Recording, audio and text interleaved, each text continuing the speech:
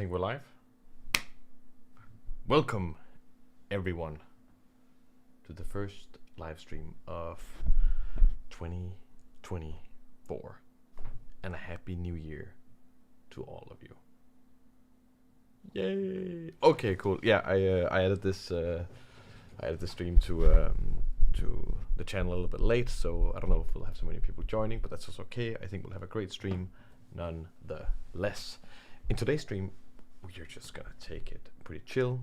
We're just gonna be drawing a few characters, just getting a nice, easy rolling start to the new year. And as always, if you are here, if you are watching, let me know. Let me know. Just get a hello there. Say something in the chat just to know who's there. You don't have to, but it's always just nice to know for me who is here, so I can greet everyone, etc., etc., etc., etc. If you are new to the stream, the way it works is that usually we carry on for about 2 to 4 hours. I think today it's going to be more around the 2 hour mark. And the way it works is that I just go, and then around the 1 hour mark we're going to take a little 5-minute break. So if anyone wants to take a break, grab a bite to eat, snack, bathroom break, whatever it takes, then around the 1 hour mark that is popping in. And beyond that, I'll probably roll a little bit of music in the background as we're working along, and then I'll just be talking along about the stuff I'm doing. And as always, you are more than welcome to ask questions about what's going on. You're also welcome to ask questions about anything else. I'm pretty much an open book when it comes to these streams. But yeah, thanks for joining, everyone. Let's get cracking, basically. Let's see here. So who's actually in the stream here? We can see Shadon Bass is here. Hello there, Shadon. SMCG, hey there, man. Big fan. Hello there. And Hilly is here. Happy New Year. Oh, very happy New Year to you too, Hilly. Okay. This is just the stuff. I hope that everything is okay with the sound. Otherwise, you let me know. You just say that good morning, the dude guy. Yes, good morning to you as well, the dude guy. I wonder if that's like, is it because you remember that because I have a habit of saying good morning as the greeting. Like, so good morning means good morning in Danish. I'm Danish, so whatever. I just have a habit of saying good morning, good morning. I guess just morning in general as the general greeting, evening, lunch, morning, whatever. I just like it more. It just feels like it's like morning. It's like the first greeting, when you see somebody, it just feels right, even though it's wrong. Although beyond good morning, I also like ciao as goodbye. I think ciao is a very good goodbye. I think the Italians really have that nailed down, even though you could also say arrivederci, but I think ciao is awesome. Yeah, like, again, let me know if you're here. Just few words. Okay, and I hope you all had an amazing New Year's. I definitely had a great New Year. We have a habit of hosting New Year's at where we live. I live with 2 other people, and we host New Year's here, and we kind of overdo it on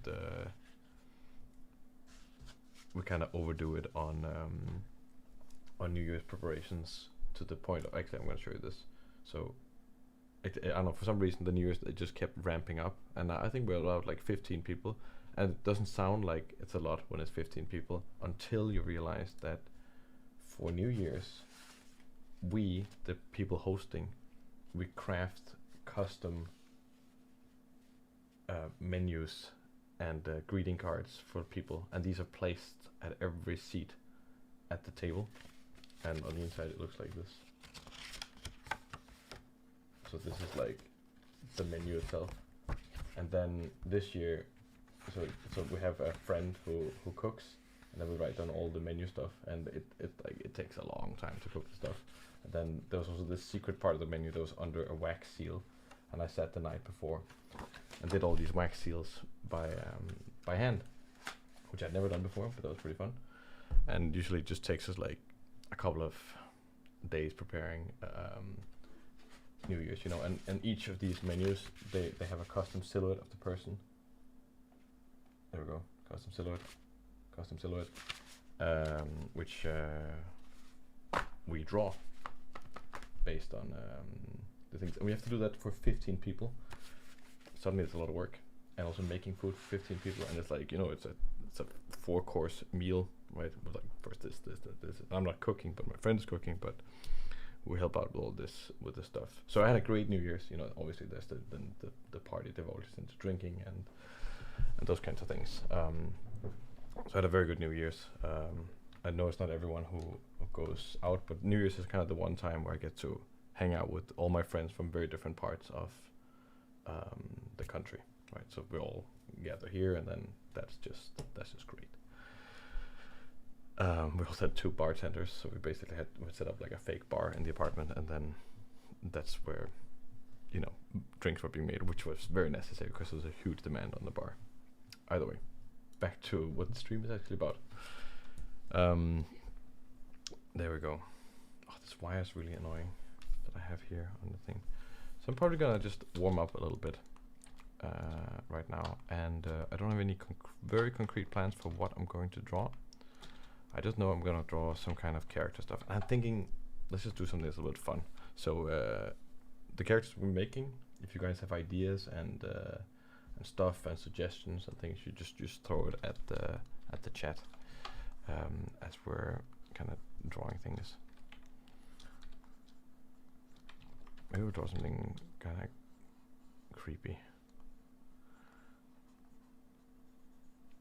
So I have some kind of arm here. You know, and then maybe a leg here, etc.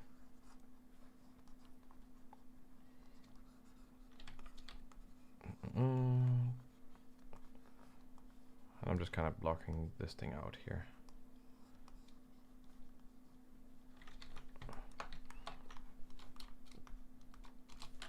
Also as a warm-up, because I kind of need to warm up. Any of the people in the chat who are watching right now who draws on a semi-regular basis? And if so, do you feel like you have a need to warm up before you get into it, or are you just like at your 100% when you just sit down? You're just like, yeah, I'm super ready. Because I have like 2 warm-up stages. The one warm-up stage is like on the day itself, then or in the session, in the drawing session, then I need to warm up a little bit, and then the gears are kind of going. But then I also have the long warm-up period, right, where maybe over a week I just warm up. I just draw a lot, and then I feel like after the week, I'm like warm. It's kind of the thing where I can just wake up, and then it's kind of it just works for me. Like the stuff is just clicking.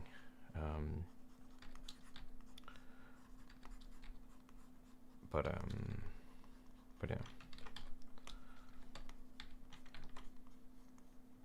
you know, yeah. So if anyone, please, like, it's always great when people have questions about anything or any opinions or some things, then just hit me up, you know, because I'd love to answer things as I'm working here. Oh, also I gotta put on some music. I could feel there was something missing, you know, and the feeling. One of the senses I used to notice that that something was missing was my hearing. So yeah, it's a pretty unique thing right there, the hearing sense. Stream music. There we go. Just gonna play that, and I never have any clue if it's too loud or if it's too low or anything like that. But here we go.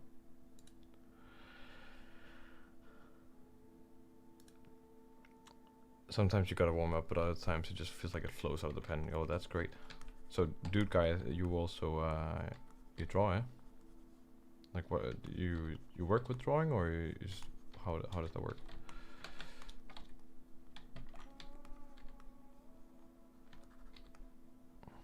You know, maybe I just realized now that like I'm always asking people to ask things, but then also a lot of times people, you know, you watch the stream, and then you kind of just want to have some kind of talking, somewhat interesting track going on.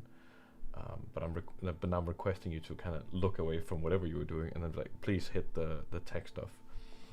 And maybe that's too much actually. Maybe I'm being too demanding for my benefit. But that's okay. Let's see here. Sarah Jane Lambert writes, I can draw from life or photographs, but have much more trouble drawing straight from imagination. Have you always been able to do this? Any tips for learning? Okay, yeah, that's actually interesting. So here's a general observation, I would say, Sarah. I'm gonna just call you Sarah. And that is that in my years of drawing, I've always experienced that there's two different kinds of like drawing, and people tend to come from two different approaches of drawing. Either they were the type who were kind of sketching in the like at the sides of paper. Okay, actually everyone sketching in school, you know, like on papers, just like sitting and making little, you know, whatever faces and maybe whatever little sketch things, and then that kind of idea maybe evolved into kind of imaginary drawing, just like taking, so first you were drawing like a little face, you know, then maybe the next time you gave it ears, then maybe the next time you were like, oh, maybe actually I'll draw like a rabbit kind of character, like that, and then maybe the ears are like that, you know, like it slowly evolved into that, and then it became kind of just doing a lot of imaginary drawing, like you went that way. Or you're the type of person who likes kind of the maybe more the meditative or the calming aspect of sitting and drawing something for a longer time. So maybe you have a photograph or something, you know, you have a photograph, whatever, and then you maybe are the type of person who likes to look at the photograph and kind of not necessarily like a printer, but going through like the motions of like, you know what, I'm gonna try to replicate this photo, you know, just ever so, and then almost maybe it's a somewhat a meditative process, right? It's calming, it's nice, it feels relaxing to do. You can maybe listen to some music while you're doing it or something, and that's kind of the drawing thing. So I find that people either come from like that sketching part, or that kind of maybe the method that you're describing, right? And that's not to like box people in, but just it's just to generalize to better understand what's kind of going on. And I think it and then what happens is to like, okay, fine, if you want to move on from that, let's say you're in your position where you're saying I can draw from life or for photographs, but have much more trouble drawing straight from imagination. Have you always been able to do this? Any tips for learning? So I'm in the category of like, I was definitely sketching a lot more from imagination than doing stuff from photograph. I always found the stuff from photograph quite tedious and things like that. But I've met lots of people who's doing what I'm doing, who's come from either aspect, right? Either you know, baseline or something like that. And I think in terms of drawing, I'll get to the imagination part at some point. But in terms of drawing, they train very different things. Like obviously the imagination part maybe trains your imagination as a thing of like coming up with stuff. But the whole maybe more like drawing from life or drawing from photographs and maybe doing it more detailed or trying to capture the details, that is very good at training your eye and your observation and your hand also. Like it tends to be that people who've done those things, they get quite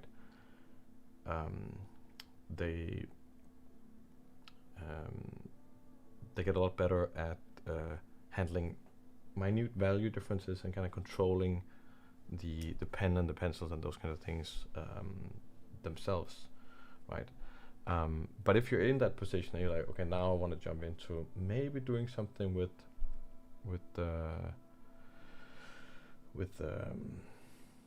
imagination, then I think start really simple if you feel like it's a hard thing to go into, right? But use the things that you've observed, right? So if you've done a drawing from life, then, don't try to like, oh, I'm gonna do all these castles and all these dragons and all this stuff, just like, okay, maybe you drew like something with like a lake, a stone and a tree, then try do your own version with like a lake, a stone and a tree. Start with a sketch, look at the stuff that you've copied, or the stuff that you've tried to recreate on the page, and then just try to create something slightly similar. And I promise you, as soon as you start integrating those things, your brain will start like, maybe drifting off into like it's almost like a muscle, right? You're like, okay, you know what? If I'm gonna draw a little tree here, right, and then a little stone, like then, I'm drawing from imagination now, but I'm relying on the stuff I already know. And I also think all other aspects of imagination heavily relies on the stuff that we observed, right? And then you could say like, okay, you know what? Maybe there's this thing here with this tree, and there's a stone, and there's these other trees in the background. So I'm drawing from imagination, right? But I'm heavily relying on stuff that I know exists in the world. But then the step to go onwards is not that far to like say, you know what? I'm gonna draw a little rabbit or something. Right, now there's a rabbit, And then you could say like, okay, fine, now I've done this, I've used my imagination a little bit, then maybe you can push it further next time. I was like, you know what? I once saw a really interesting, cool tree. I'll make a cool, interesting tree of my own. And then you'll do something like that. You're like, okay, maybe this tree is like really swirly and funky, right? And as soon as you get into these things, there's all these tools that can start helping you to not define your imagination, but like assist your imagination. And those are like principles of design, right? So if you want to get into those kinds of things, then I suggest looking into the principles of design. But for just starting out, I think just try something, and don't worry about it being the most unique imaginative thing ever, because that's rarely the point, to be fair. Despite what many people say, I rarely think that. I think the most imaginative stuff is the stuff that is so close to reality, but slightly off, that it feels relatable yet different. And often it comes down to the fact that it's really heavily defined in things that we understand and feel are right, etc. I hope that makes sense. That was a longer answer, but yeah. But I've always done imaginative drawing. I think I've always been good at imagining things. It's never been a problem for me. But I know lots of people where it has been a problem, but then they've developed a sense for it, etc. Awesome. Glad to hear. The dude got writes, I just do Blender and drawing for fun. Oh, that's great. Rudra writes, yo, hello Rudra, how are you? I'm great, thank you very much. Schultz Division, nice to see you, Schultz. Late but here. Hi everyone, happy new year. Happy new year to you, Schultz. I hope the snow isn't killing everyone over there. I know that Schultz is in Jutland, but I think mostly north in Jutland has had the snow stuff. We haven't really been too affected here in Copenhagen, but I know it's kind of wild over there on på den jyske hede, or whatever, over in Jutland, which is the western part of Denmark. Rudra writes, your voice is peaceful. I'm glad to hear. So I can tell you, New Year's Eve, my voice was beyond peaceful. There was a lot of yelling across the room, not for tension and aggression, just for laughter and party times. But I hope that it's nice right now. Dom writes, creatures. I'm assuming you mean creatures. I'll be doing some kind of weird creature character here. Maggie writes, I just started learning Blender, been watching your videos and trying to keep up with your other live stream to learn, and I almost finished my first model thanks to it. Great stuff, keep it up. I really appreciate that. That's great to hear. No snow but cold and wet, nice combo, yes. Okay, awesome. I'm gonna move on with this thing here.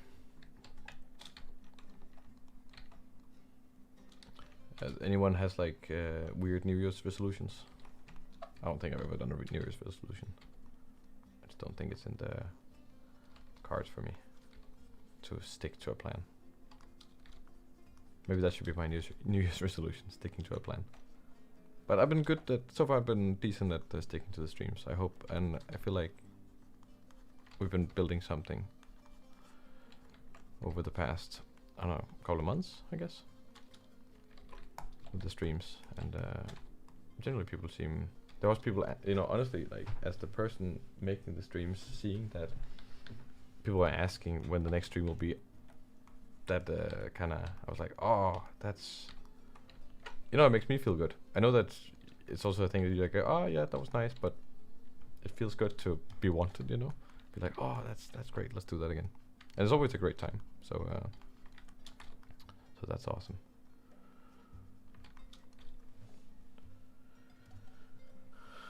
Deserved for being in Yulan.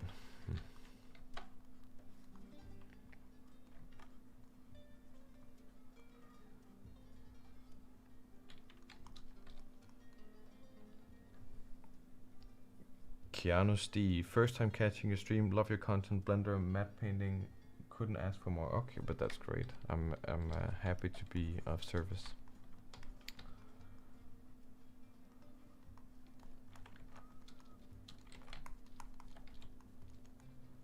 Kind of want to draw this like gnarly hand. I'm working on a bunch of exciting stuff this year though. There's a lot of interesting projects going on behind the scenes, and I would love to tell you guys all kinds of stuff, but I have been thinking about doing a new course also. I specifically been thinking about doing a like concept art masterclass. And the concept art masterclass is, I think, could be pretty interesting because it's going to be like a big accumulation of a lot of the recent stuff that I've learned. Also some of the things that like I show in the streams and stuff, but put together in a more cohesive, like, how would you work in general as a generalist concept artist? So it'd be lots of different skill sets in one mega course involving Photoshop, Blender, sorry, Photoshop and Blender in one big mix. And it's like Flego. A concept art masterclass sounds fun. Yeah, it's something like that. And I would like to make it like a very big course. Also, I have been thinking about doing like mentorships. I have tried doing it once before, but I want to do it a little bit differently. And I'm curious with anyone watching the stream, is there anyone that's interested in either, like, I think concept art masterclass I'm probably gonna do no matter what, but is anyone interested in any kind of mentorship kind of stuff?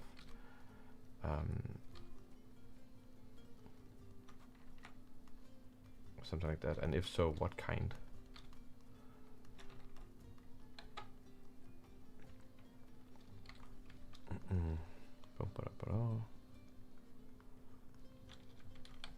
Rodrigo Nicolas says yeah.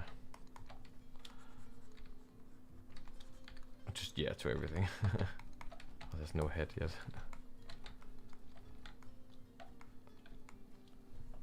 Environment design as a whole, like as a mentorship thing?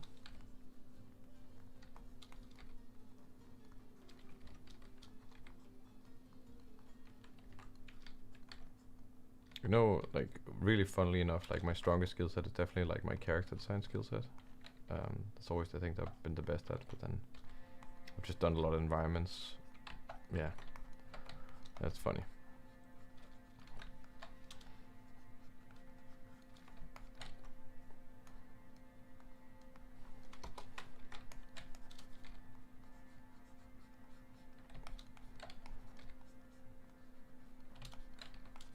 We're gonna make a pretty ugly guy here.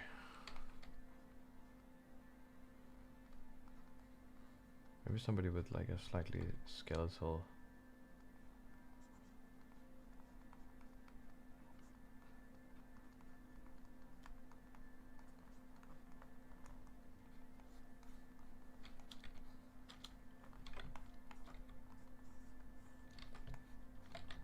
Oh wait, no, I like this for another reason now.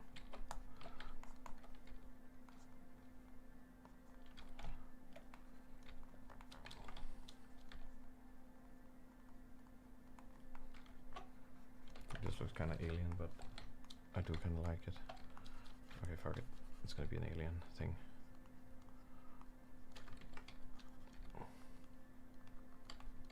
And then we'll do something more. Maybe it doesn't have nipples then. Something more like that.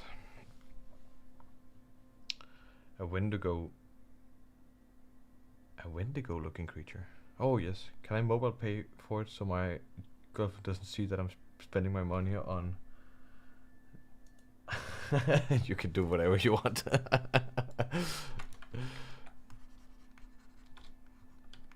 But what kind of mentorship would you want?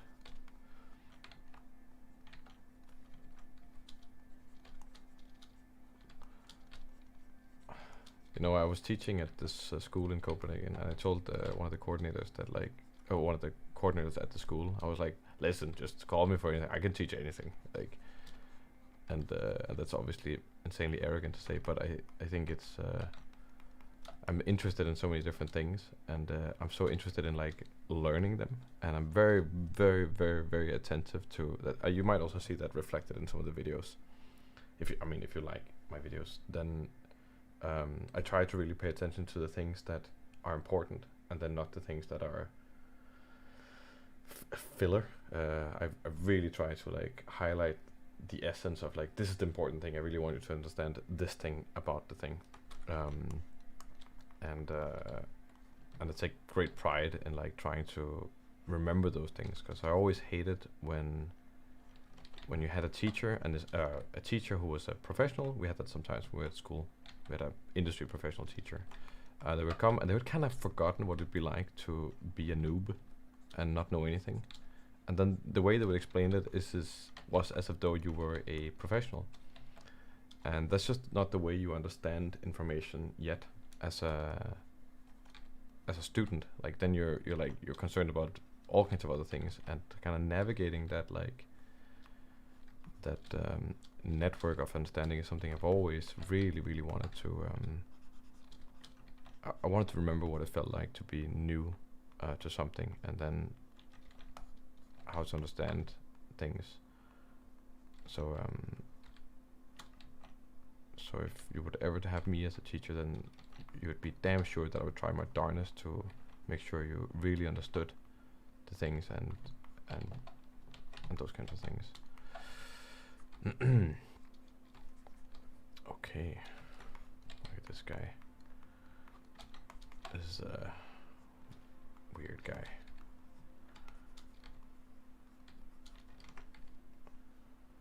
This was also just kind of supposed to be the warm-up.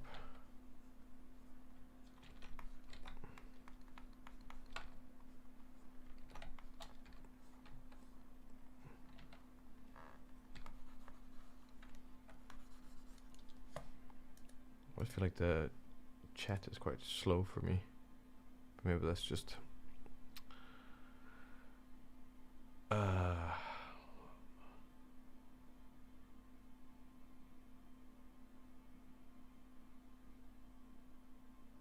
most of the Photoshop material that they teach at Hansenberg in Kolding is my material from when I attended. Actually, probably no, you should be. That's awesome.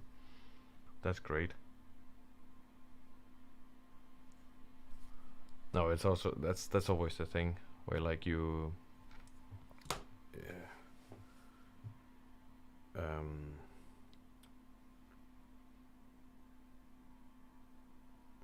when you have a any kind of school, you know, like they can sometimes, like, especially when new tools come along, they can have a hard time like adapting to new techniques, especially if the way we do things in the industry change fast, and sometimes schools can be behind, and you know, you have this big organ that is a school, and they're trying to adapt and get used to new ways and stuff. That could be hard. But then I feel like there's certain universal things that just always stay true, like principles of design, like you know, large, medium, small, like those kinds of things. They're always true, you know. these kinds of design principles like this. And if you have really good material on a certain thing, as a tool set or how to work or workflow or something like that, then you can reliably reuse the same material for years, if not even decades, because it's just that's the way it works, right? You know, I think the method of learning how to ride a bike hasn't really changed since bikes were invented. You know, why? How else would you? You know, it just works. It just works. Okay, so this is guy. And then, okay, this is actually kind of interesting. If I wanted to drape this guy in cloth, that's the word for it, drape. How would you approach that? How would you approach that, right? Drapery, if you like drawing characters, is such an important skill to have. But I'm gonna imagine that this guy's wearing some kind of like a robe with maybe sleeves, right? So I'll have these 2 points up here, then I'll have a little bit of like an opening here for his neck, and then it goes over there. Then we kind of have this like bag coming down here. Maybe it's falling down over, and then it's curling in and being tucked into maybe his pants in here, or his waist, the waist or something, right? So I'm creating this like drapery kind of thing. I'm almost like simulating cloth, as if though I was simulating in Blender, right, or in another software. I'm simulating the cloth in that sense. And then the same thing, we'll have this big skirt here, but then what's going to happen is it's going to come over here, then there's a point here where it's going to lie down, then it's going to fall down here, and there's going to be a pressure point right there. All the stuff is going to this like that, and then maybe something like that. And then I think here it's just gonna kind of fall down. Maybe also here there's a pressure point where it could be that these two things, they kind of come together like that. Maybe it even creates a little bit of a line there.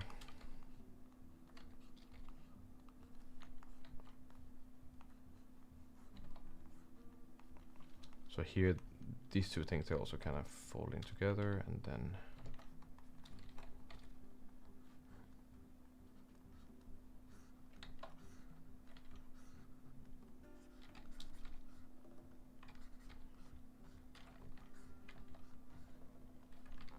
so I'm correct in assuming that there's some people out there who would be interested in some kind of mentorship also, yeah?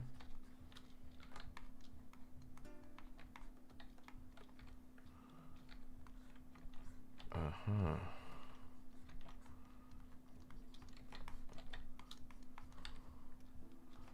Maybe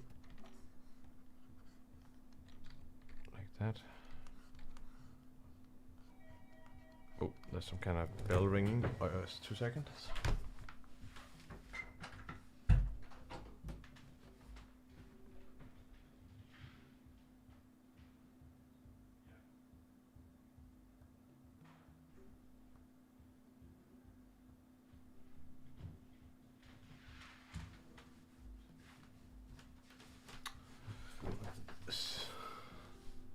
Sorry, back again.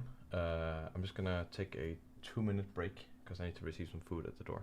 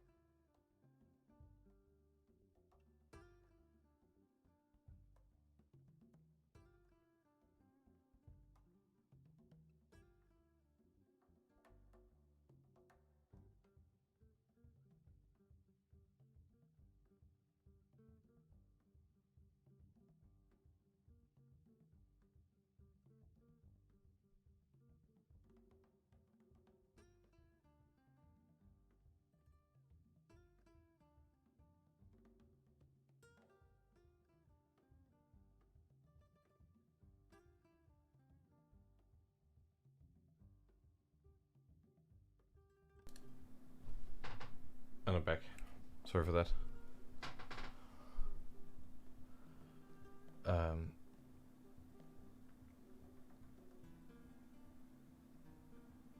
Just gonna look at the chat here.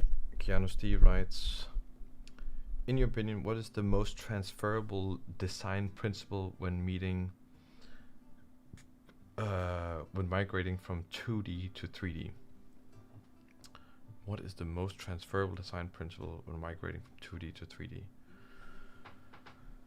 But all of it. Like, the most transferable. I don't think there's anything that's the most transferable. I think.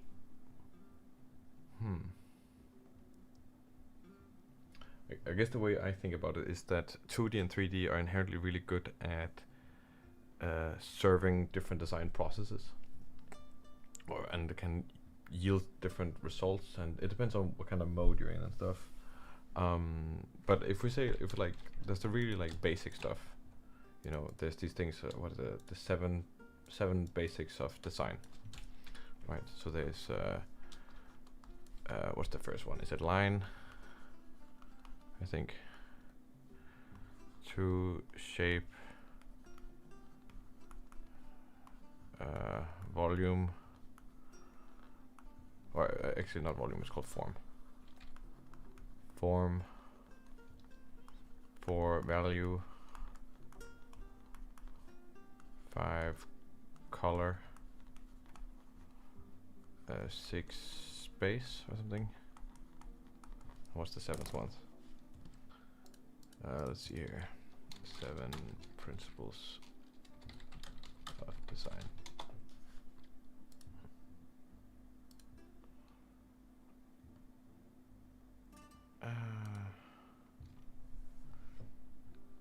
No.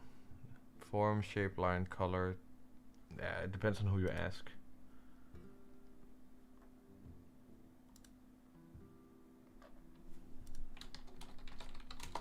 Say drawing.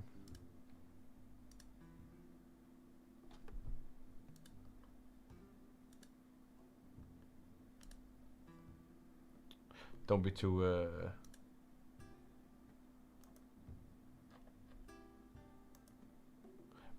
we could say it's like texture. There's many other ways of like dividing these or writing up or whatever, but let's just say there's like these principles of design, right? So let's say principles of design, regardless if there's 7, 8, 9, 10, 11 or 200 or whatever, and what you call them, it doesn't matter. Just an element that you can break down and say, let's talk about this element as an abstract, right? So if we have a certain painting or something, let's just find a painting here. Painting. You know, we'll look at this painting, right? I'm gonna bring it in here. We could say, okay, if we broke down this thing in terms of like line, is a line an interesting part to talk about in this thing? It's like, okay, well, there's this kind of line going on here, and these things are kind of like merging up, but maybe that's more like a thing of like shape, a product of shape, and this is creating like a simpler shape and some kind of similarity. So I wouldn't say lines necessarily that interesting. Shape is very interesting to talk about in this thing, right? We have this big shape here, we got this like, or maybe the yellow is the big, we got this big shape here, which is the person, and then a smaller shape here, and then kind of this focus of like the head and stuff like this, right? So shape is definitely interesting. Form, how is these forms done? How are the forms different? Like the jacket feels very flat in comparison to the head and the hands, and that creates like a natural contrast between the forms, right? And the background is also very flat, right? So we have a form contrast, essentially. Value, definitely very interesting to talk about value, right? Like the head is very bright, the shadow, the shirt is dark and stuff. Space, we could talk about space in the sense of like, space would probably be dimensional space, and there isn't that much space in this thing. But you can also talk about space, like how does it feel? Does it feel claustrophobic or clamped? It's like, it's not really, but it's a narrow composition, so automatically it feels a little bit more intimate, you know? It's in that sense. We could talk about texture, right? Like the texture of the background versus the texture of this kind of stuff, right? So all those kinds of principles, you can talk about all those things in terms of design in 3D as well, right? So all those like basic principles of things. But I would say there's certain things that are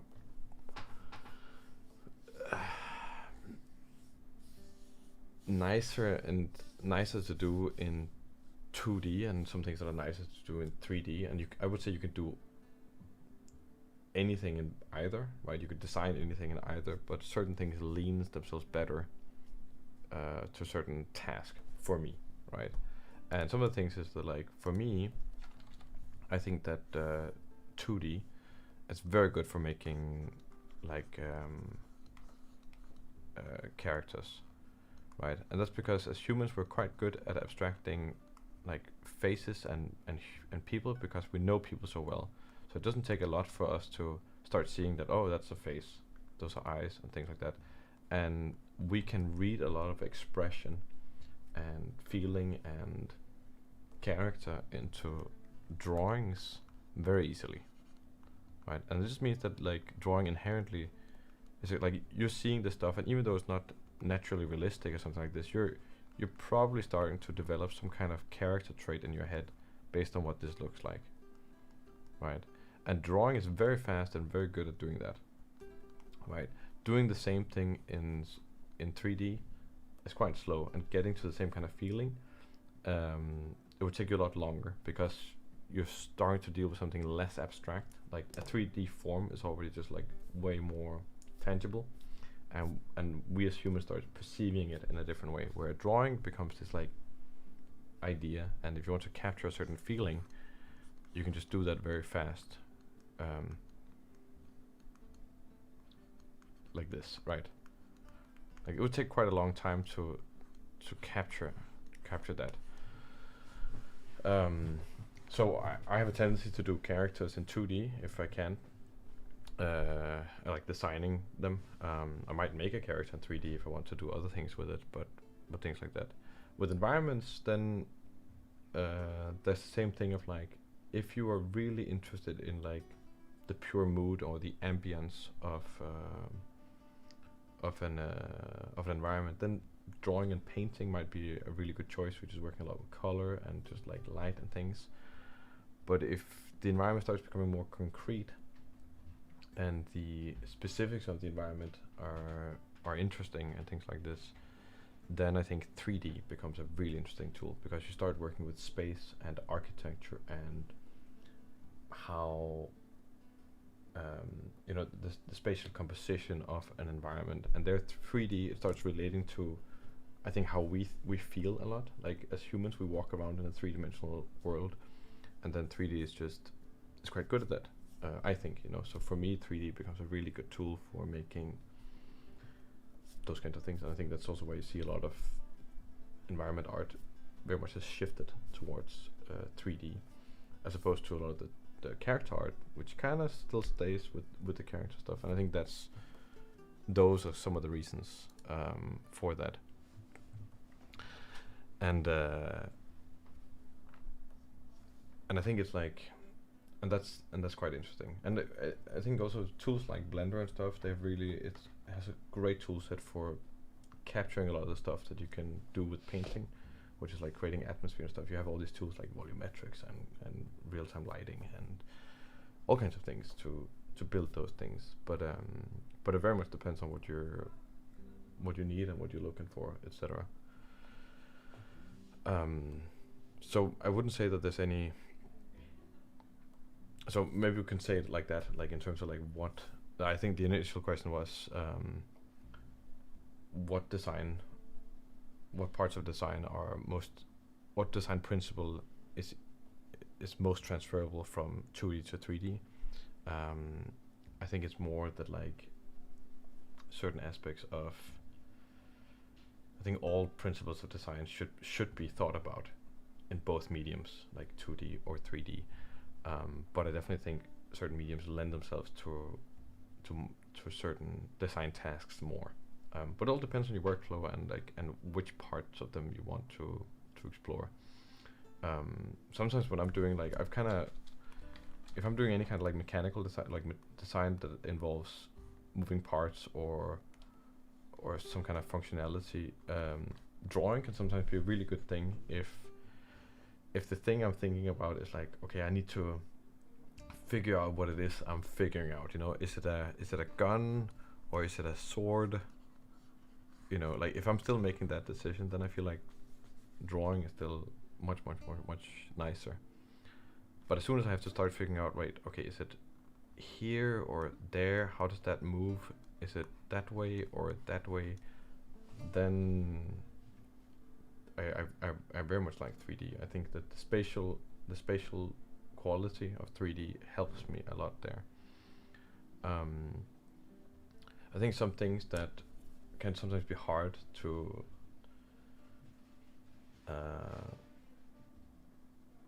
transfer to 3D is certain limitations of 2D, because when we're working with 2D, right, the way it works is that you have a canvas and then you just have access to the entire color wheel. So all the stuff you want to build up, you have to do that by yourself, right? You have to build everything up, you have to put down all the colors and things like this, right? But in 3D, you know, you can just set up a light, you can set up a scene, you can set up a light, all these things here, right? And then you can switch the color of this thing, and you get all this stuff kind of for free, but it's also rigid in a very different way. If you want to do something that's a lot more, like a little bit more abstract and painterly, like even though it relies on the similar design principles, then that just becomes a lot harder in 3D to wrestle with, unless you have a very clear vision or something, because you need to do certain things in a certain way. And there might be some principles like I don't know. I don't think so. I think all the principles are very much exists in both realms and should be considered in both realms. I hope that answers the question, or I hope that was informative or something. I was kind of rambling a little bit there, but I think that's kind of the thing. Okay, sorry, Schulz writes, I want to, but I don't know what the topic should be. I feel like generating ideas for a concept is hard, like you talked about before with world building, and this is regarding a book I'm working on. Okay, yeah. I mean, if I could do anything, like my biggest dream, not my biggest dream, but my biggest dream in terms of like teaching would be to do like a world building course. I would fucking love to do like a world building masterclass, because I developed so many techniques and so many like stuff for years now. I'm just like sitting with like, you know, and I would just love to try to teach that in a thing, and I don't really know how to structure the thing. I think a mentorship is a good thing where people develop their own projects and then we go through some processes and things like this. And I also think it can be good to work alongside something where you do something visual also. But then and the important thing there with like world building is always saw, story, aesthetics, and then the rest, blah, aesthetics and world building, which sounds stupid, but that's just how I remember it. And then you bounce between those three things constantly, blah, blah, blah, and it could also be that way, it could also be that way, it doesn't matter. You know, you bounce between these three factors of SAW, which is my method basically, and this one really works, I think, and it would be grounded in that methodology with the etc. Okay, I'm gonna go back to this here. So yeah, I think that could be really fun. Shadon asks Jules, what sort of book are you working on? A sci-fi fantasy thing. Okay, that's cool. Hello, don't have time to watch the stream tonight. Just hope to say hi and Happy New Year. Okay, maybe a mixed Plexi, but Happy New Year, Plexi. Can't wait for another year of awesomeness. Dakota, what I miss? We're just going. That's what you missed. Like Stolen Heart paintings. Wait. Blixa, what are you referring to? Maybe, I don't know what you're referring to. Dakota writes, 3 is great for atmosphere, traditional for design. yeah, I mean, I think that kind of also is a good way of summing it up. Thanks for the explanation from Keanu. I hope it was insightful, etc. And I have some food on my left, no, my right. And oh, actually, I have a question. This is a little bit super mega off topic. How do you guys tell left from right? Like, what's like your when like on your right side? What is the first thing that goes into your brain that says like, is it just like this is right, this is left, or do you have some kind of thing where it's like, oh no, I think about this and then I know that that's right. Oh, who wants to like hear some sauce and like some drama? I don't really like Stolenhag. I mean, it's probably a great guy, but I'm not really a fan of the art. Oh, that's probably not the best thing to say. And now everyone will hate me in the chat. It's just not for me. It's never been for me. And I know so many people who love it, and with rightfully so. It's just not for me. And then it's like everyone's entitled to opinion, but it's never been, yeah. You usually go off your hands, but when you go off your hands, is it like, oh, this is my dominant hand, this is my like my non-dominant hand, and then I was like, yep, now I know. Because I have a friend who's like, it is all about mood with Simon, but no, let's not get into it. I don't. In which hand am I holding my mouse? I like that one. That's weird. I go off of perspective direction. Wait, for left and right? What the hell does that mean? That's interesting, because my friend, which is a psycho, is weird. He will be like, oh, right is this side because my mom's old apartment is on the right side. Then he knows what is right, and I'm like, and he's like, that's how he remembers left from right. I'm like, that's insane. I understand, but I'm like, but you have a dominant hand, which is like, this is the hand you use for writing or drawing. Can't you just be like, this is my writing hand, that's right? That makes intuitive sense. It's always accessible. It's never confusing.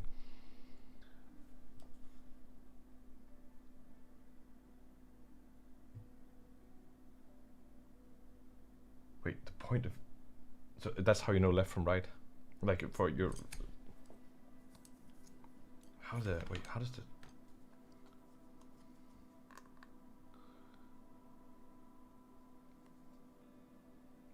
Blixa writes left hand. What does that mean? That's just what you. That's how you know left from right. You just left hand.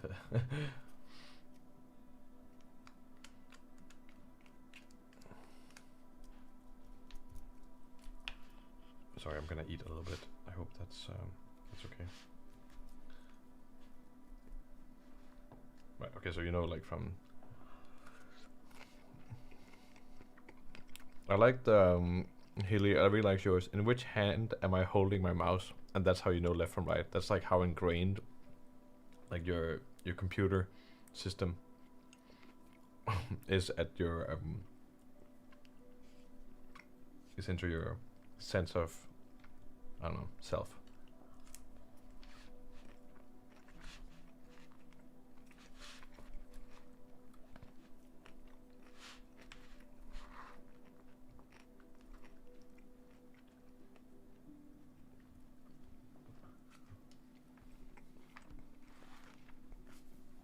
If someone asks me and they're standing in front of me, my brain tells me my right hand's my right because it'll always be flipped from the subject.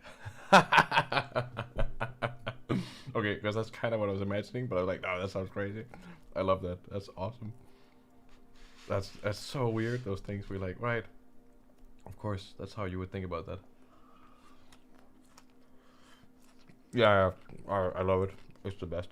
But, you know, I think there's lots of those things in life where we all have this language that unifies our understanding of things. We're like, right, okay, we know, I don't know what another example, let's say left and right. And then we're all just like, oh, I'm right-handed, yeah. And then it's on the right side, and you're like, right, okay, it's on the right side. No, you're right, you're left, whatever. But then behind the scenes, we all have our own ridiculously stupid ways of dealing with that stuff.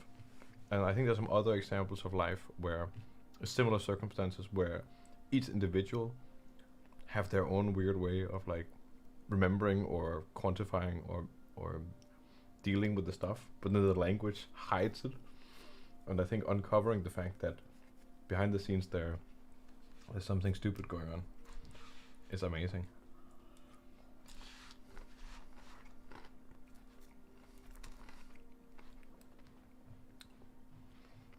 And sometimes, you know, you have the stuff where languages will take care of it. What was that? I can't remember which language it was, but there's a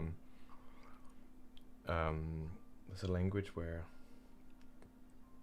so in English and most languages, I would say, the past is behind us, but the future is ahead of us, right? And that probably to most people watching right now, that'll feel normal, right? Like, oh, the future is ahead of us, right? We're heading towards the future, where the past is behind us. We walk backwards, we're going to the past. But I can't remember which language, but in some languages, it's flipped. So the past is in front of you, and the future is behind you, because the past is what you can see. So all the stuff we can't see, all the stuff that has happened, that is the past. Therefore, it is in front of you, where the future is behind you, because that's the stuff you can't see. I mean, it makes sense, but it's just so unintuitive to grasp, and you're like, this is so fascinating, you know. I just love that.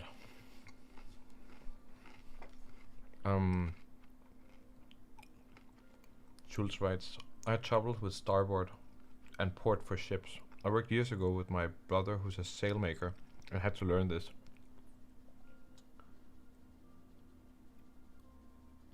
The way I remember is with the Danish words, and so what is it? Styrbord or bagbord? Yeah, so starboard and yeah. When someone is in front of me and asks me for which way is right, I don't usually flip it automatically, but rather rotate myself in my head and decide. Nice, I like that. That's good.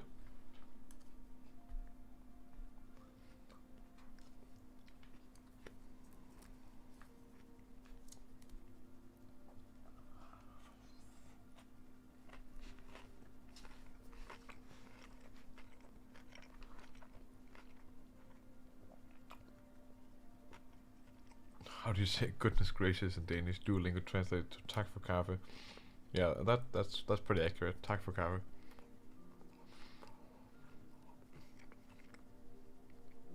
It's like, yeah, thanks for coffee. Like, it's kind of like, I don't know. I guess it comes from maybe you had too much coffee or something. It's like, okay, like that's way too much, kind of, or like I'm done, kind of.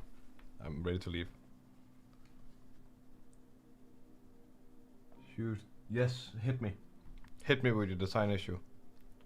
Tak for no umlaut across the O. We don't have umlaut in Danish, so the dots above the O. Dakota, hit me with your amazingness or your issues. I'm just expecting a joke. I don't know why, but hopefully it's something serious.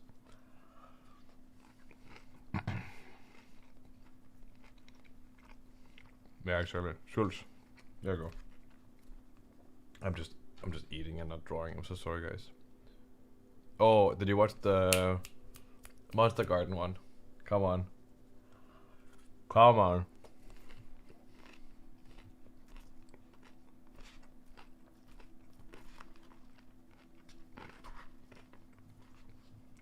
Oh, is that just the thing?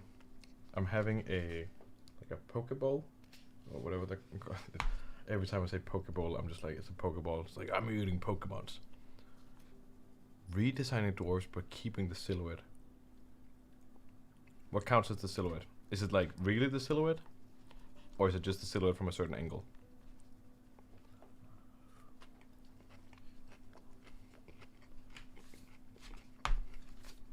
Okay, wait. So, question. Did you watch the Monster Garden stuff? Did you? Oh, see, Schultz just solved the frogs. But did you watch the Monster Garden stuff where he redesigned the dwarves? Okay, you did. And is that where the inspiration came from, or you just like, or you just had it on your own, and then you're like, how would I approach it? I did try. You did try a frog. That's amazing.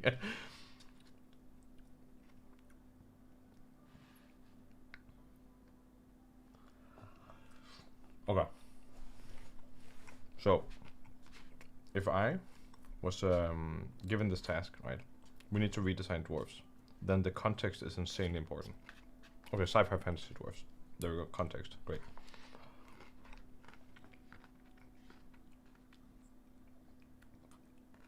You are Swede trying to understand Danish by using Duolingo. Listen, my roommate is Swedish. We can speak Danish, Swedish. Sometimes, you know. Oh, actually, but he's lived here for long enough that he understands pretty well. But hvis du er svensk, da må man prate på en måte så de også kan forstå hva det blir sagt. På svensk, da sier man stå mest.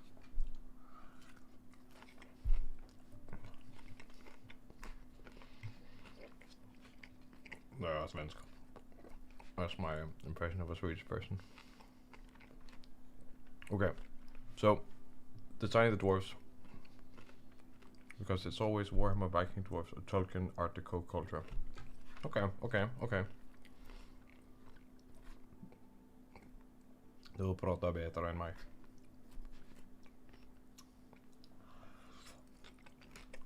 Yeah, totally. Yeah,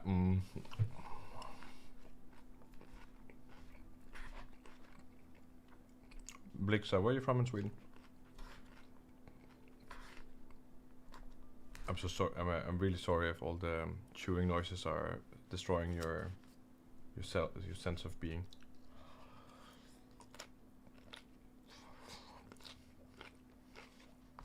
Uppsala. Okay. So you're a little bit up there.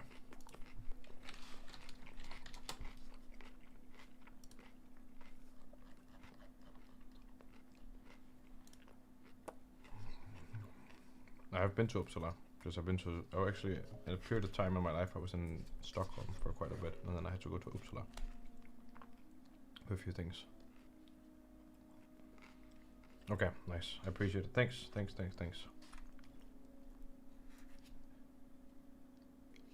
No, we'll do a Swedish only stream. Maybe on like a Swedish National Day or something. Then we'll do and it'll only be offensive to Swedes, because as a Dane, that's like a law. Dakota, I'm not forgetting about the dwarf thing. I'm just collecting my thoughts a little bit. The chewing sounds are relaxing in a weird way. Okay.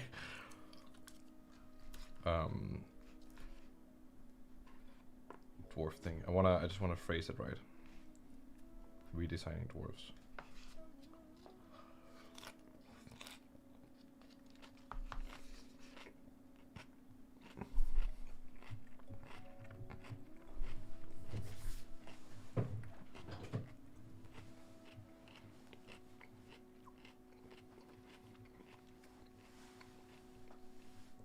Okay.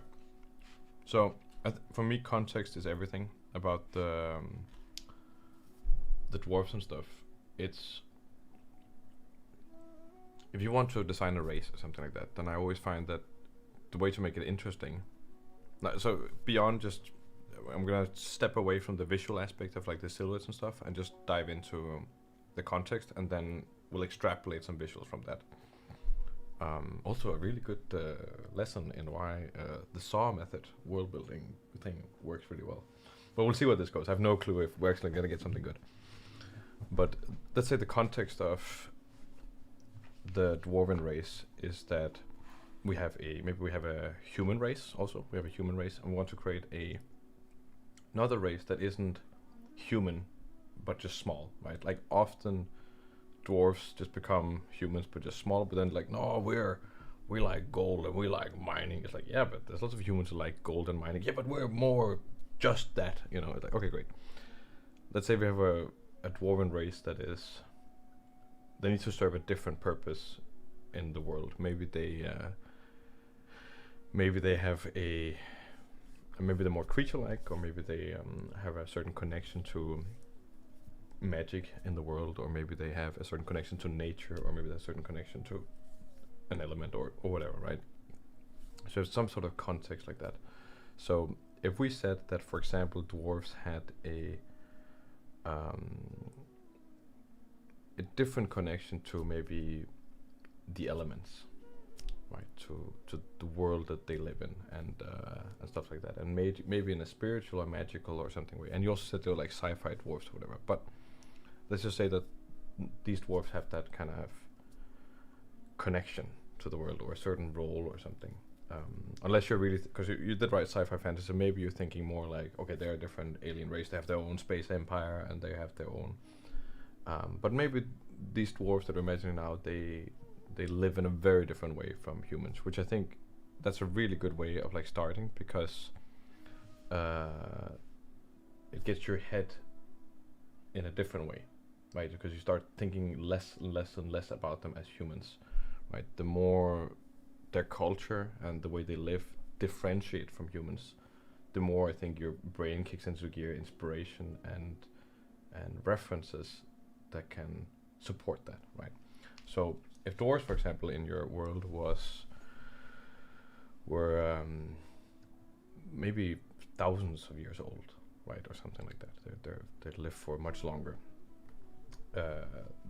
and maybe they are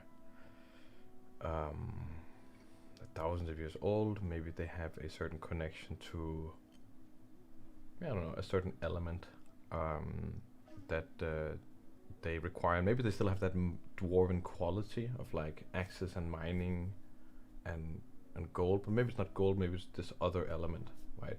Then maybe we start seeing a different thing. They sound more, oh, see you, dude guy, have a good one. Ciao ciao, that's exactly it. Maybe they start sounding more creature-like, and I think as soon as you get your head into the maybe more creature design realm, even if it's a sentient, smart, intelligent race, I think it becomes easier to get it away from the human thing. And I think that's also kind of what was interesting about the Monster Garden thing. He redesigned the thing. I think he went very visual about it. He was like, what if they were kind of beetle-like, and then I think from there extrapolate a little bit of culture, but this, you know, those kind of things. But it made them feel quite good, right? And then and stuff like that. So let's see here. If I had a dwarf, right? A dwarf is like stout, has a beard, things like that, have a nose. A typical dwarf, right? Like you know, you're as a dwarf, right?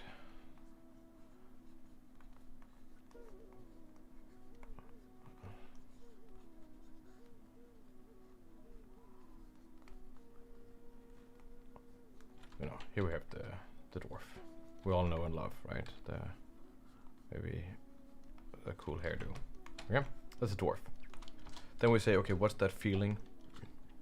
I went with the baboon direction. That's awesome. That's awesome, right? I think that then I think what we want to do, or what I want to do, but now that conflicts with orcs.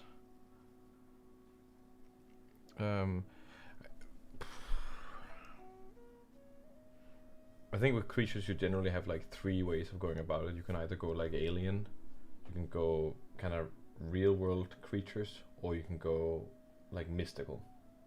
Mystical, you get into like these things that are different. I was actually thinking about something that was like, maybe you have a dwarf that, if we have this connection to like an element, then maybe they are, maybe they still have the whole beard thing going on, but maybe it's more this like hair thing. This hair thing, and the hair thing kind of, and that's actually that would work quite well with the baboons also, but maybe the faces are just very different.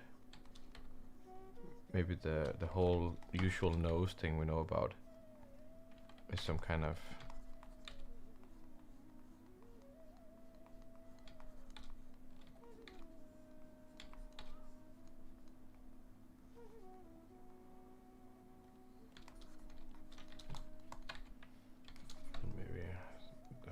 thinner arms.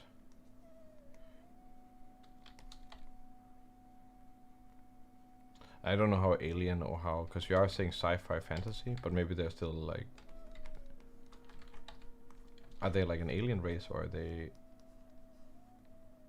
or what? Or did they derive from an Earth-like thing, or I think all those things, those are the things I would really want to answer.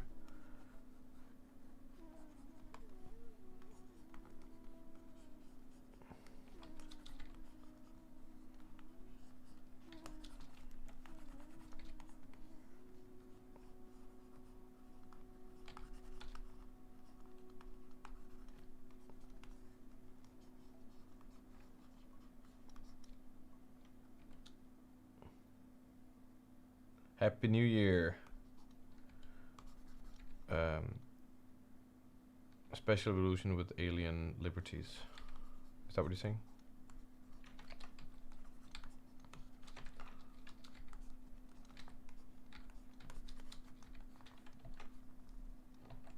Maybe they have the whole mining thing still going on. Or maybe they're just one big lump of hair.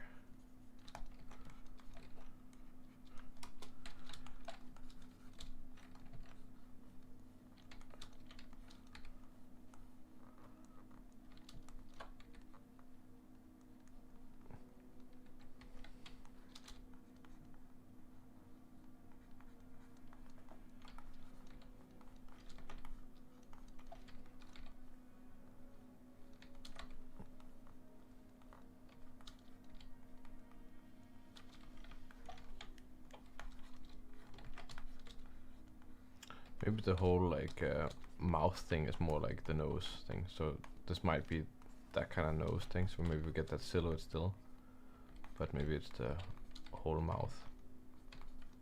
That's more like the baboon thing that you were proposing.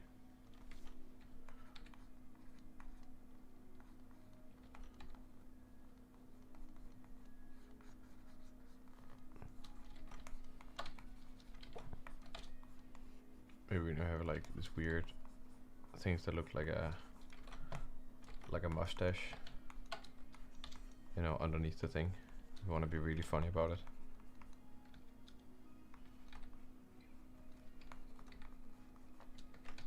Like that.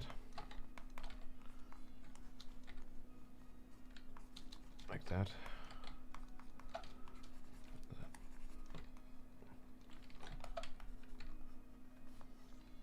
It's like, I don't know if this is going too much away from the silhouette, but then I think there's something with like, okay, maybe they have runes and tattoos, but maybe the runes and tattoos they have are more related to their technology, or certain like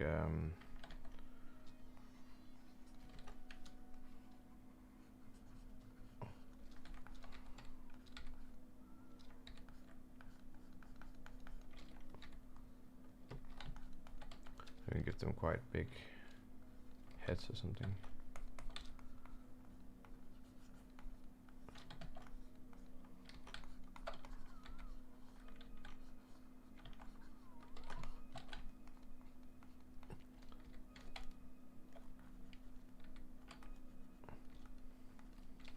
And this, it's like, I also want to highlight that I think it is a very difficult task to redesign dwarves. But the best thing is just imagining like context, and what the more use case and the more like you know what they need to be used for and what they're like, the easier it'll be, because the more right whatever you make will feel, and the more original it'll feel. I think. But here we got this thing that like, I think it's kind of like following that like dwarf silhouette-ish kind of thing, and kind of using the head as the nose.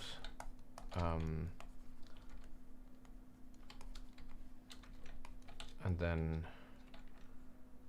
they could also have axes, but it could also be that they, maybe it's a different kind of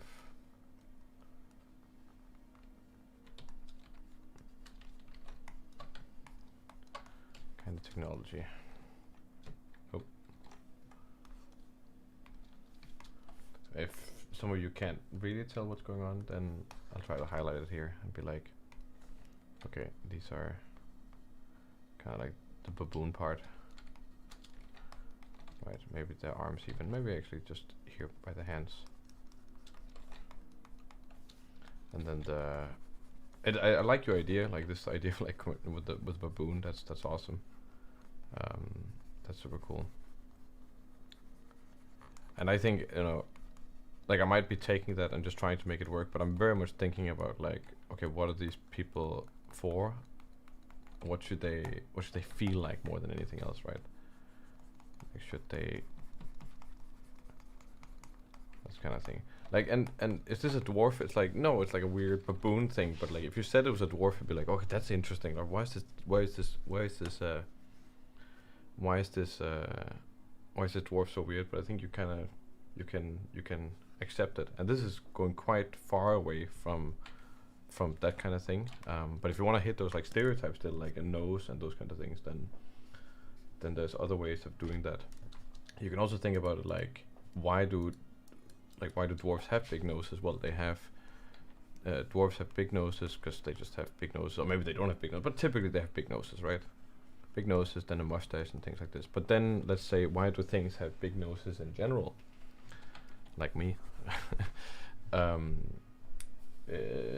For most animals, and also I think for Neanderthal especially,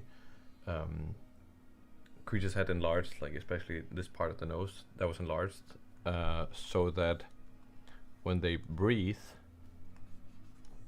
like nose there, mouth, whatever, and for all the Swedes out there, maybe this is a moose or something, right? When they breathe, then all the air that comes in, whoop, whoop, whoop, it gets heated up in here, in this cavity, before it goes down into the lungs. Because breathing cold air into your lungs, you probably all experienced that at some point. If you like inhaled very cold air, it doesn't feel so nice in your lungs. So many animals have adapted like this feature of like having a like a big nose or an enlarged nasal cavity to heat up the air before it goes into the lungs. And the same thing is for some humans, and especially that was a thing for Neanderthals also. They had like a broader nasal cavity so they could heat up the air things. So we could say that like maybe we take that approach to the dwarves and say like, okay, you know what, they have these enlarged nasal cavities because they live in a wintry landscape, which typically that's quite often what happens, right? But maybe that's the reason, right? And they have this like weird adaptation. And then it suddenly becomes more like creature design, and we can think about it like, okay, how did they that?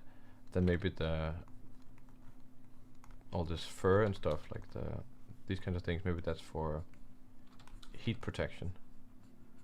You know, that's to cover up the things, and maybe they become more mammothy that way, right? They start getting those like mammoth adaptations, and when you have a creature that is trying to resist the cold, you want to avoid too thin limbs, because thin limbs they're not very good at containing the heat. So you probably want to make them stout and short and stocky. And if you take all those things, then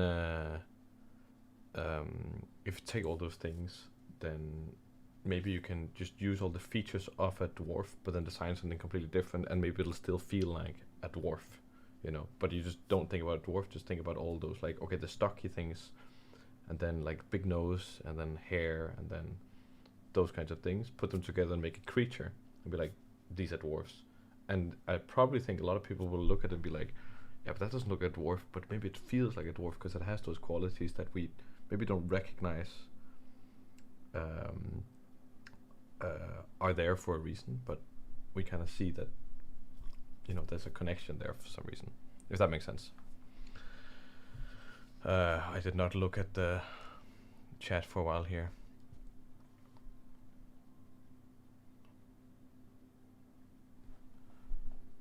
I went with the moon direction, dead, but now the conflicts with orcs. Yeah, good evening and happy. Yeah, Speculative. My world is based around the concept of ascendant nature, so most of the fantasy things and tropes will need to be grounded in some reality. Okay, makes sense. I'm so flawed by the Avatar movies that I can't create creative humanoid aliens anymore. Hard to break for me, so proportions might be the way to go. Yeah, I think proportions is a good thing. I mean, I think the Avatar humanoids, the aliens in Avatar are very, very human. They're just very human.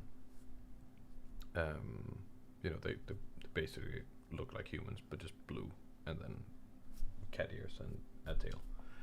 Like I think there's a lot more much more distinct humanoid aliens out there to look for. Like something like what's it? The Gungans, the Jar Jar Binks, for example. It's a lot more different, but still a humanoid. And it's not even that different from a human. But I think proportions and like restructuring the face and stuff. Like dolphins are quite smart, but they have very different faces from humans. But they have massive brains. Elephants also relatively smart, not as smart as dolphins, but pretty smart. Very different facial structure from humans. Birds also quite smart, and they can also articulate a lot of sounds, very similar to what humans can. And they have very different facial structures, but they vocalize in a different way. So all those features of a human, you could probably create that with other features of nature and put those together and get something probably a lot more unique, less let's say emotionally relatable than like the Navi in Avatar are very easy for the audience to like resonate with, like emotionally, because you can see their facial expressions and you're like, oh, okay, he's sad, right? When you have that with with animals, there's also facial expressions, like a dog's ears and a cat looks a certain way, but far less. It becomes more basic. But maybe that's part of the interest and the fun, that it's harder to read their emotions, and that makes stuff feel more alien, right? Elves were easy because they're just better humans, but I didn't want to do another divergent human path for dwarves. Okay, that's cool. Yeah, you got a very good mental library. Yeah, but mental library is just study. I recommend just watching a shit ton of nature documentaries. That's if I can watch a nature documentary, I have a pretty good time. And just any documentary, and just watch. Dakota, that's cool, awesome, not crazy. Then no, definitely. Idea, maybe they have hardened skin on hand for forging. Absolutely, that kind of thing. Maybe they have that kind of adaptation. They could also be that they're like lobsters, or not lobsters, but like mantis shrimp or something, that they developed a like a biomechanical digger or something. Like moles, they could also be like moles, like literally like digging people. I think there's lots of options. Didn't notice you're wearing a hat. It's just because my hair is identical to my hat. There you go. That's my hair.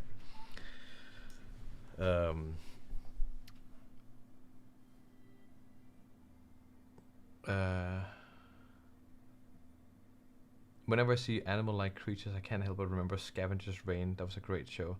This has helped and quelled my concerns. Okay, that's great. That's the sole reason why I chose the baboons, because I thought the mandrill nose hit alien, but also humanoid dwarf kind of stuff.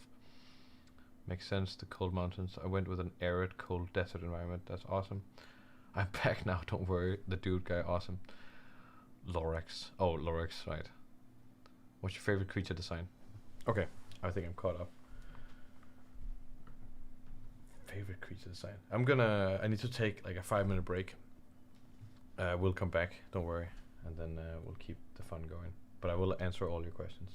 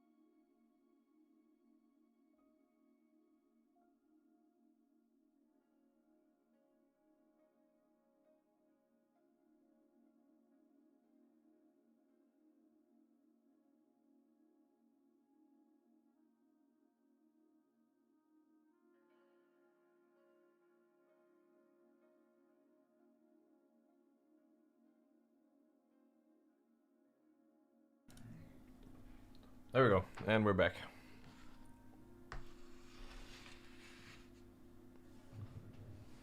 I don't have a Hindbærbrus, but I do have a Coca-Cola. Oh yeah.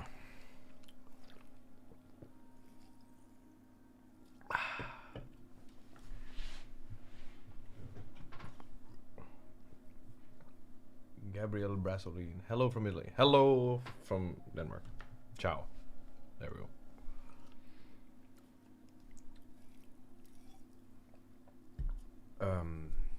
The last question that I'm still thinking about is from Schultz, and it is, what's my favorite creature design? I don't know actually. It might be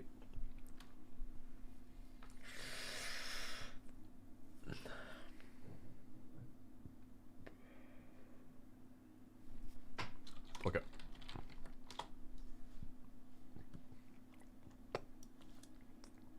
I mentioned this before, but generally some of the stuff from Alexander Ostrovsky is great.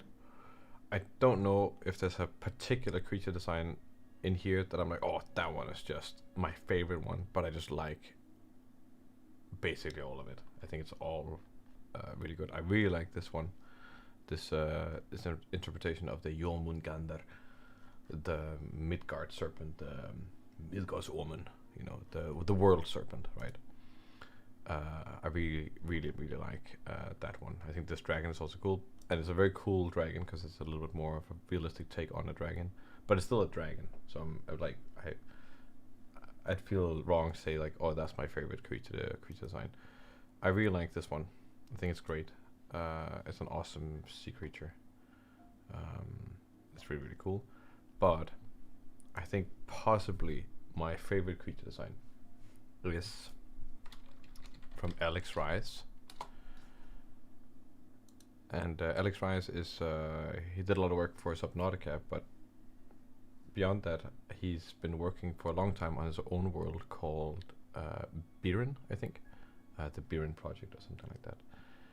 And damn, this is one of the biggest, most interesting and awesome sci-fi projects currently in development. I wrote him once and said that I think your work is awesome. Just, you know, I think that's nice to do.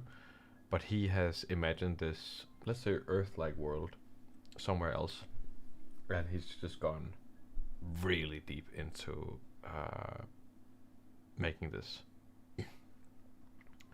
And I think especially what is awesome about his creature design is his attentiveness to like the evolutionary history, the functionality of everything, and just like the speculative zoology and stuff. Like it's just great. And I think the more and more I learn about these guys, these are the sentient, the humans on this world called the Biren. They are just amazing. Like they are so. Maybe I should see them on ArtStation actually. ArtStation's it's not a bad place to look at this. The Biren project here. I don't want to look at the Subnautica stuff. I want to see the Biren stuff. These are the Biren. So these are the Biren here. They are the farmers and stuff. And there's another race that's kind of similar to the Biren. They're the giants, and they're somewhat also intelligent, but they're basically used as like or at least no, these are maybe not the giants. I can't remember. Are these the giants? Oh, with giants, yeah, with giants, yeah, exactly. And there's all this like detail on like how these specific creatures work, how their culture. There's also these things where they're sitting down. Or maybe ArtStation actually isn't a good place to see it. Maybe his own website is nicer. He had all these like walk cycles and stuff. Oh, this is a picture of the world, right? You have this big desert area, and then most of the stuff lives out here, and there's the Earth, and there's the moon. Male or Male, I don't know. Maybe that's another small moon, I would guess. But I think the stuff that Alex Reese, I guess it's Reese or Rice, I don't know, has done with the Biren project. I look like this kind of stuff here. Like, so if they had kind of space like our space, how would their spacesuit look? there's such a holistic approach to the creature design. And is it a creature? Is it a alien? It doesn't. It's a creature, right? It's just so thought through to an extent that I think almost goes even beyond what has been done for Avatar, right? Because Avatar, for all intents and purposes, most of the stuff is fairly close to what we have on Earth, right? Also in the second film, then we got the Tulkins and stuff like this, these like big whale like stuff. But you don't have something like this, I would say, really, with this amazing spike thing. And all of the creatures have this like quadrilateral, whatever you call that, symmetry, where they have this flap here, flap there, flap there. And you see the same thing in the other creatures. Oh, there's also this like the cloak mouth. I think it's called a cloak mouth. It also has the 1, 2, 3, 4 flap, and then the 4 eyes. And the same thing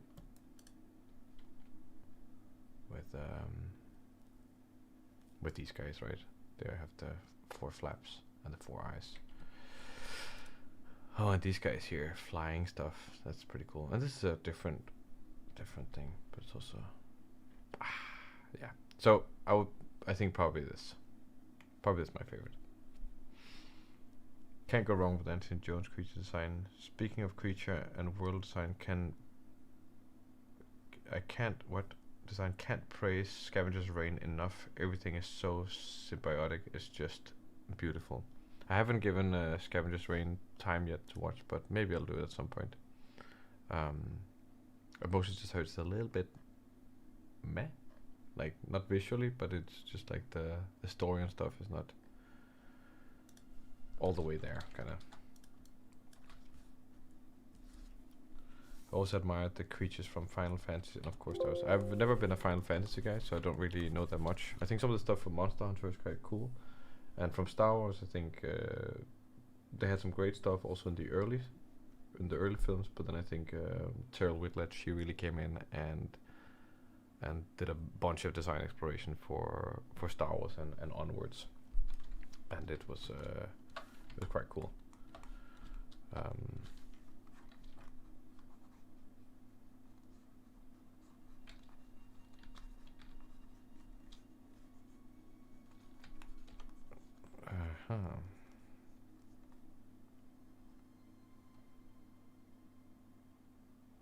Subnautica stuff is also really cool and different. But I'd really recommend checking out Alex Rice's stuff. He's one of the few out there who like really like also he knows his stuff and really pushing something quite interesting.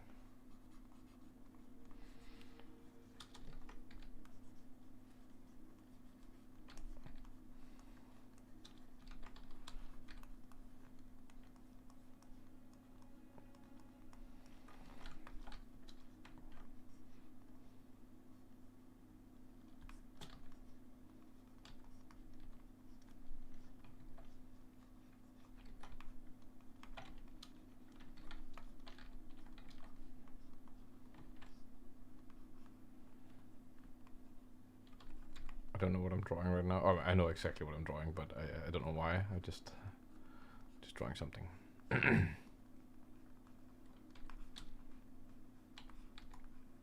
We'll do some more creature streams. That's always super fun to do.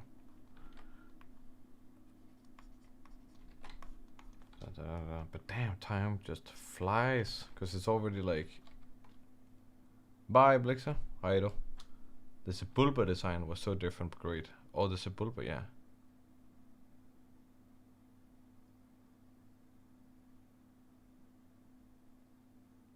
The Sepulpa stuff, yeah, like walking on the arms, and then that one was great.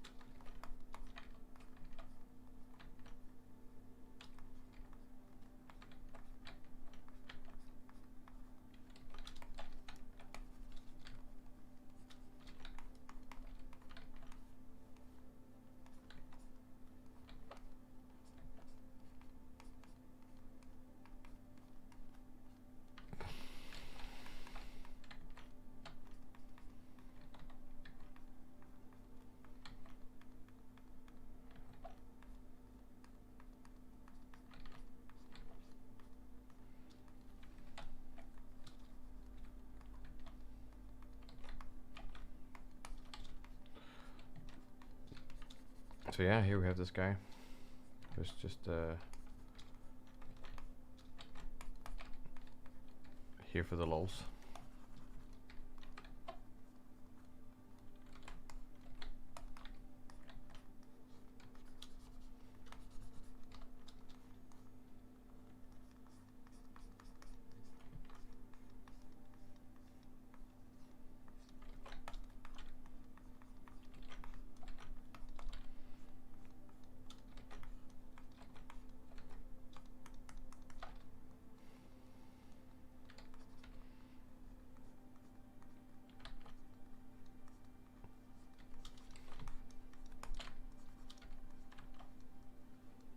Wait, no, that's the other way around.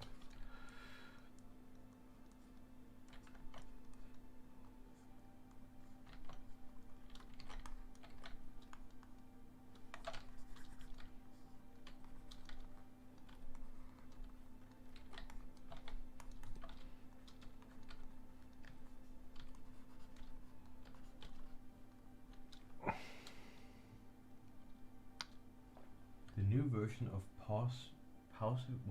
what's pause fisk? Oh, wait, which thing? Which thing is the new version of pause fisk?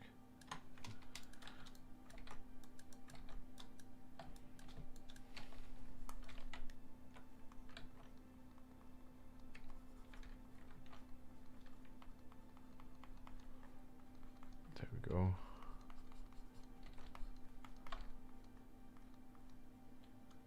Oh, okay.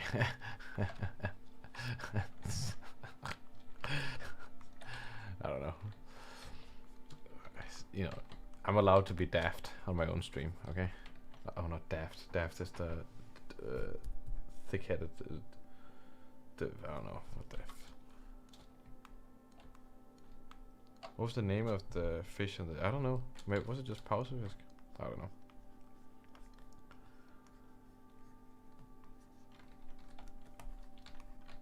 There we go. There we go. There we go. Oh.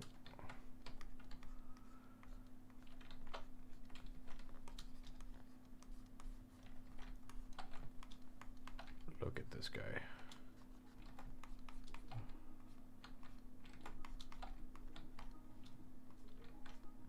It's important to sometimes draw something not entirely serious, just to remember the fun. Ooh, all the wise words here from the Critical Giants YouTube channel stream. Remember to have fun, you know. Pants Mech strong. That's so like in your face that it's kind of funny. Pants Mech strong.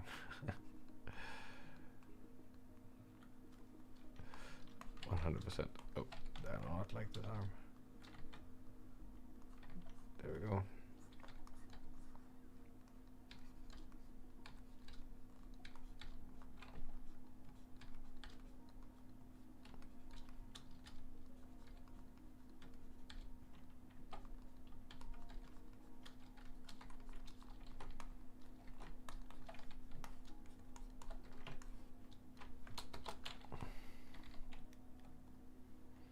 I have no clue why it's in, why he has that haircut.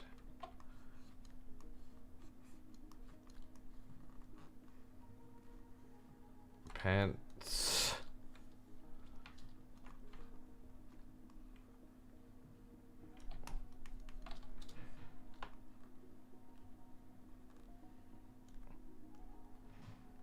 Mech. Actually, no. Mech. No. Maybe. Mech.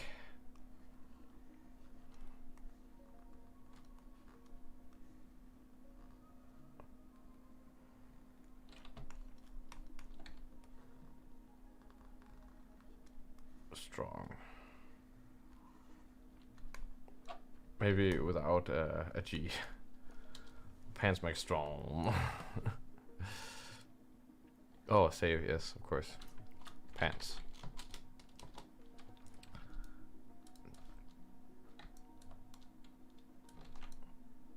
Oh. Pants make strong. It's the pants give him superhuman strength. In his legs.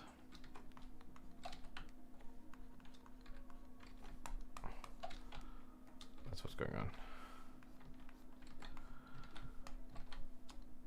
Pants make strong.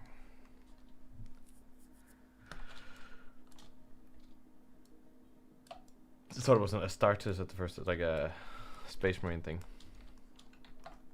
You guys excited about? They're doing a Space Marine series, right? Is that something that people are excited about? A Space Marine series or the Fallout series on Prime? I think it's on Prime, right?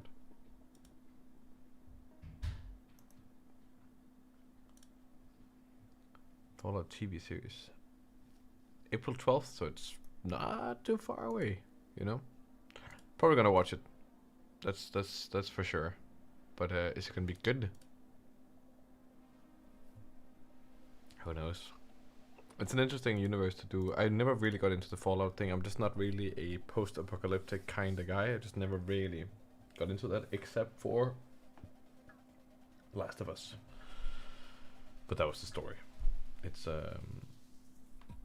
but the whole aesthetic of post-apocalypse is never really. It's just not my thing, really. But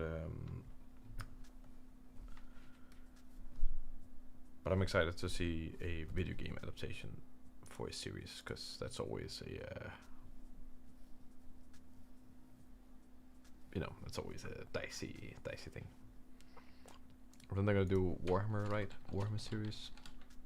What the heck?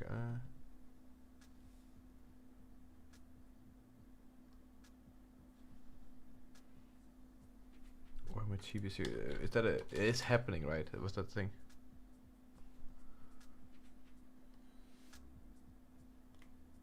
Let's see here. What do we know?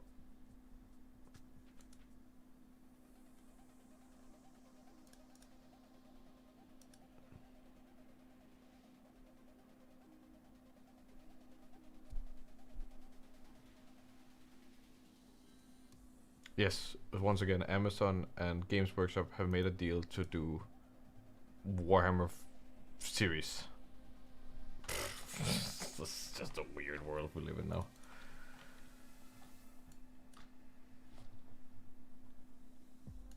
Well, I really wanted to do something more creepy, and I never really got around to that. But maybe it's because the line tool I've been using has just been a little bit too. Yeah, here we go. Let's do something a little bit more.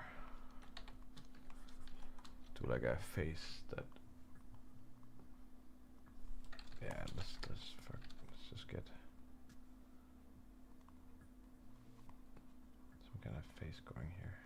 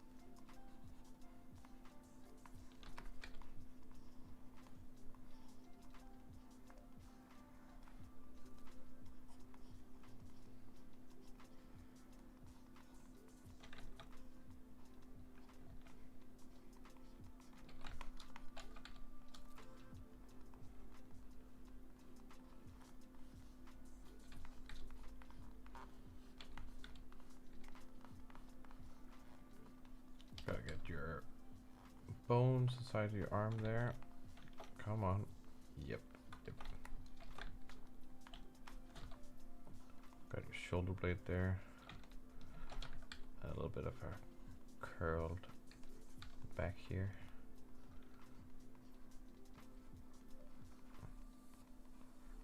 And then like that.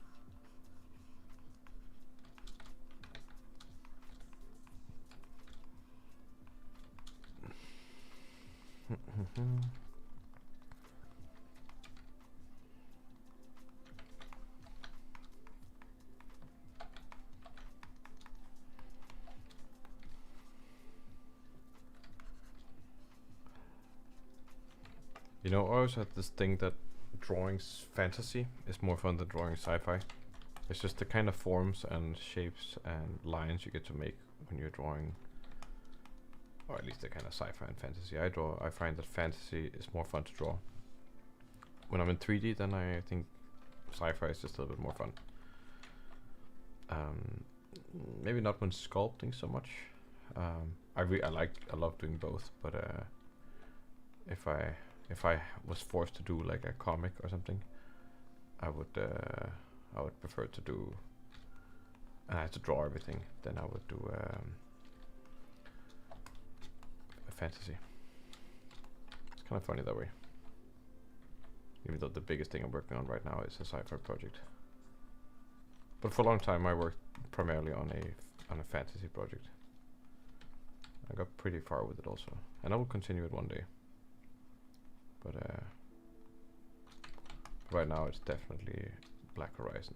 That's the big thing that's happening.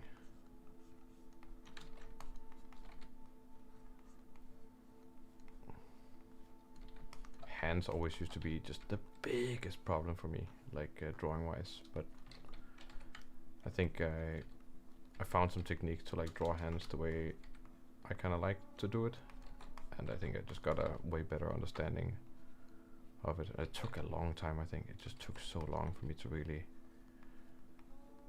get it the way I wanted to get it.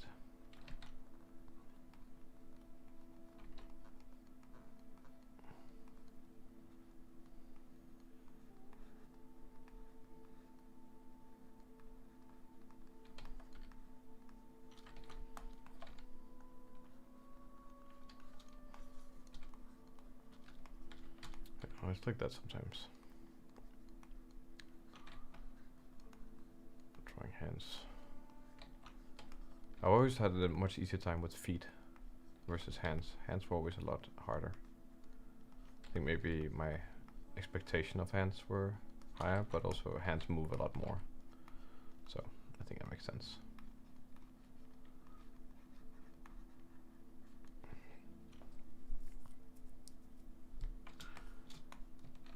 exactly. Hands are just quite. They can be quite tricky, and this is not really an amazing hand to be honest, but I think there's certain things that can be done. And here we got this thing here, so then maybe we got that thing going on here. This is important to remember that the hand has a lot of bones inside the hand, and you have all these joints, and you have these specific shapes and stuff that make them. Yeah, this hand is going to be a little bit nicer. I can feel. See you, Keanu Steve. Thanks for joining.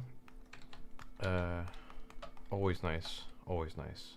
There'll be a new stream the next Thursday probably. Same time, same bullshit. But thanks for sticking around.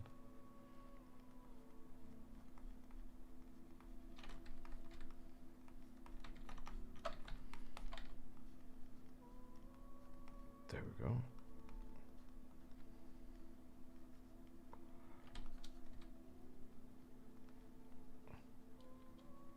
Yeah, it's kind of like Palpatine. I was also thinking about that when I saw the face especially.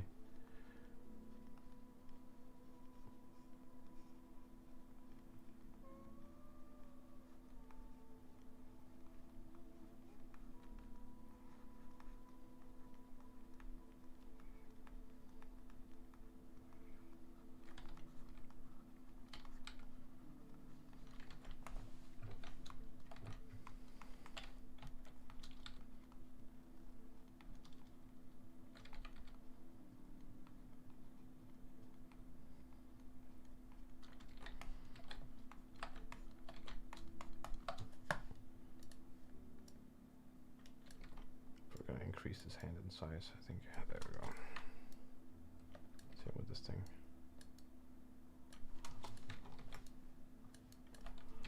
It always looks a little better when hands are a little bit bigger. It's better when they're a little bit too big than too small, I find.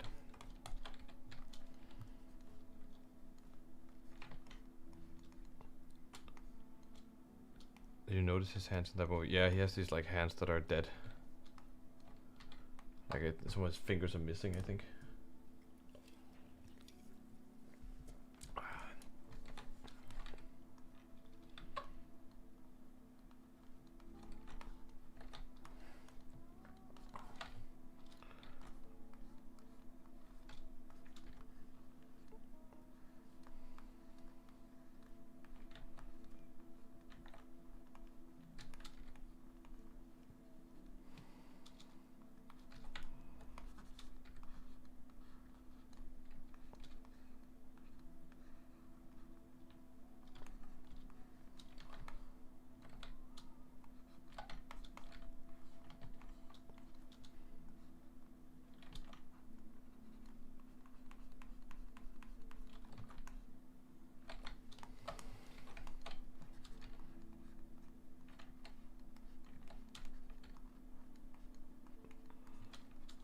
Go.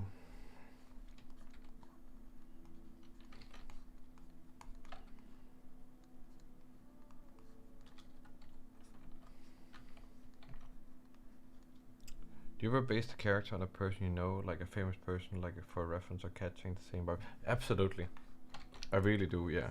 I would say it's rarely one person, but really often when I do, especially for this this Black Horizon project world building I'm doing, because there I've been many times I've been imagining it as a TV series. That's actually the ideal place for the story and the world, I think personally. And then naturally, like my mind goes towards certain actors and characters we know from films and stuff. So and then when designing the characters, that's just the state of mind.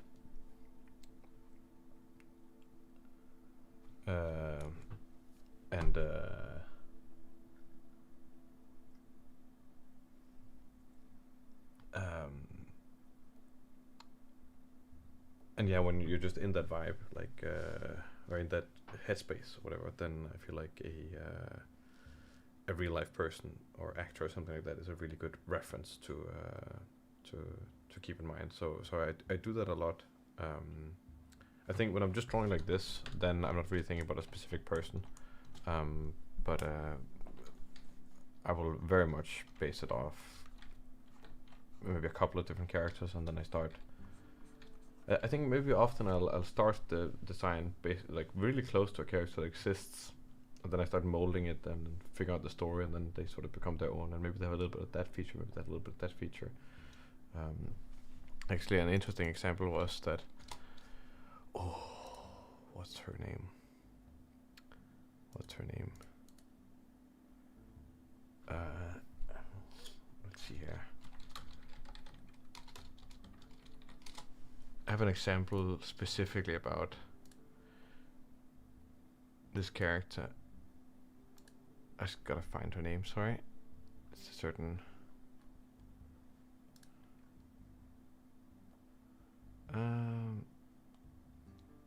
Sheila Hancock.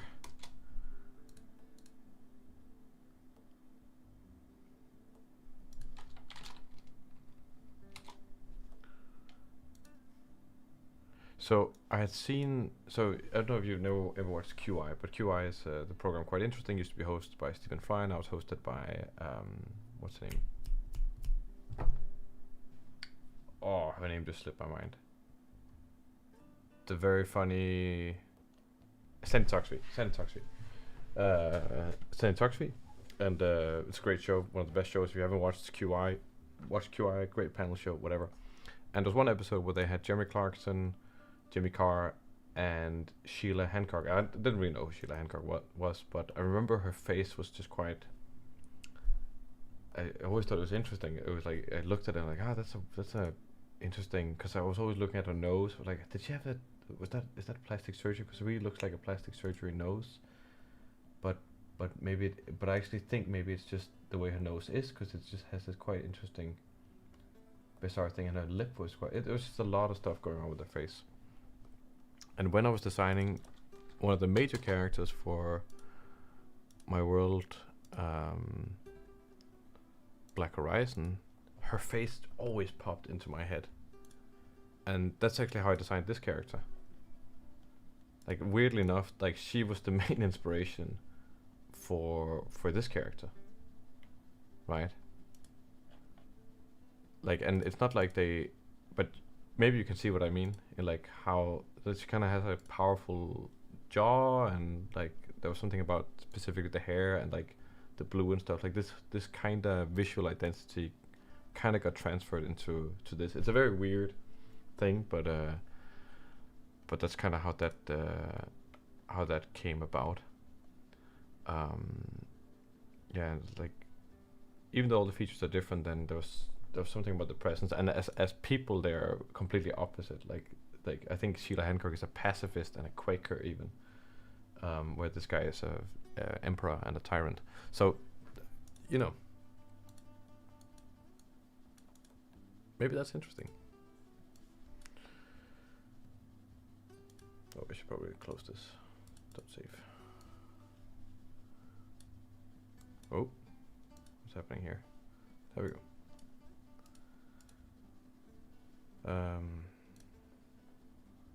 Need to get back to the stream. Did I close it? Maybe I closed it. YouTube Studio.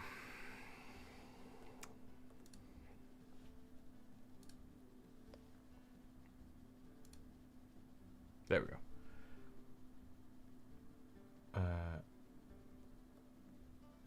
So you know, that's an example. Do you have lordoms on Discord?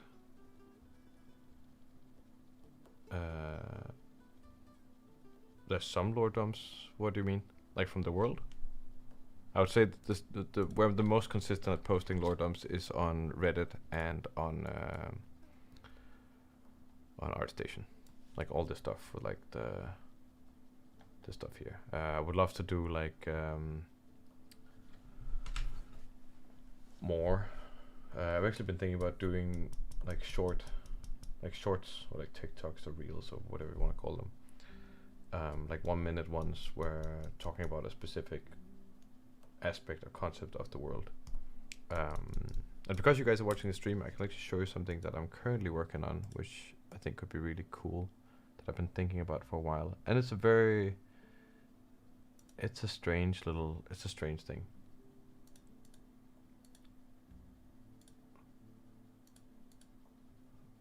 It's a strange thing. Let's see here, how do I actually... where's the red thing that should go away? What? There we go. There we go.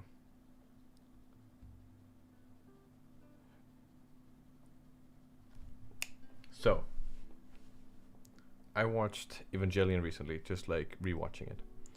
And I was just kind of getting into the idea of like mechs and then those kinds of things. And I always thought that like biomechanical mechs were a little bit interesting.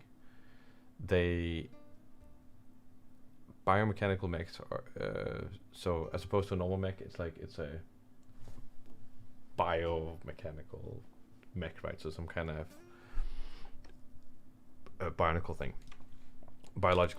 And the interesting thing there is like if you have a biological mech, what would be an interesting story or concept or design to like splice things together? So my idea was that you kind of have to imagine that there's a certain story or something.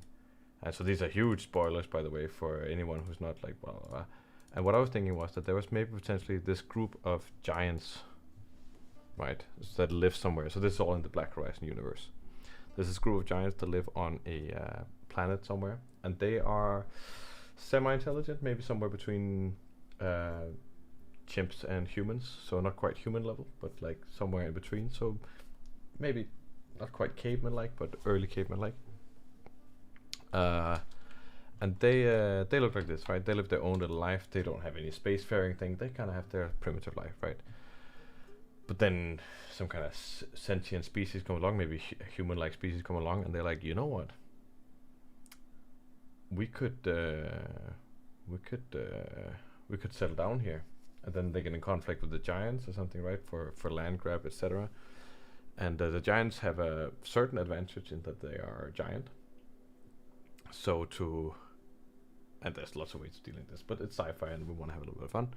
So to counterplay this thing, what the humans started doing was that they started creating mechs, like these kinds of mechs here, right? And this is how far I come with the things. They create these like giant, very humanoid mechs, right? You can see the mech is here. I'll just, can I do this here?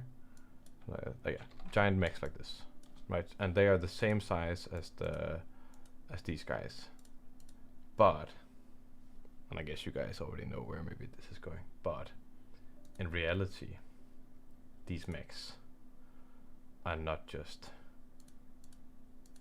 any mech. They are actually repurposed giants that they've molded and manufactured, and then this little round ball right in there, that is the cockpit where the pilot sits. They sit in there, and that's kind of the story. And my story is kind of the pilots, they don't know that these mechs are actually these like malformed giants, and then and that could be pretty fun, right? So it's something like that or whatever, and then that's kind of what they look like without hair, and that's kind of what they look like normally, right? But then they become these giant mechanical things, and I haven't really seen that before in this kind of way. Yeah, and essentially what happens then is like they have this huge thing, then they kind of like change out the organs, and the way it works is that the human that sits inside, they essentially get connected to, so the brain of the giant is intact because it's kind of the control center for the entire body. So the way it works is that the giant, kind of like the Navi and stuff, like in Avatar, the way the human mind gets connected to the Navi body or something. In a very similar way, that's what happens here, right? Except for the fact that this giant used to be an individual and still has their intact brain. They obviously kill the giants and change their body, but the brain is still intact technically, and they want the brain to be alive, but then they block all the identity and the personality of the giants, and then the human gets connected and takes over and literally controls the body as if though it was their own body. Now the thing is that if something was to happen to the link and the connection and something, then maybe there would become like a disturbance between what's the giant's brain and what's the human's brain, and then maybe something would happen there where the human would be like, oh, are these thoughts my own, or what am I seeing here? And then, and it could be a story about, like how do we exploit and interact with nature and those kinds of things, but just repackaged in a cool mech or something, but because why not? So that's the idea with these biomechanical mechs. I hadn't really seen that before, and I thought that was kind of cool.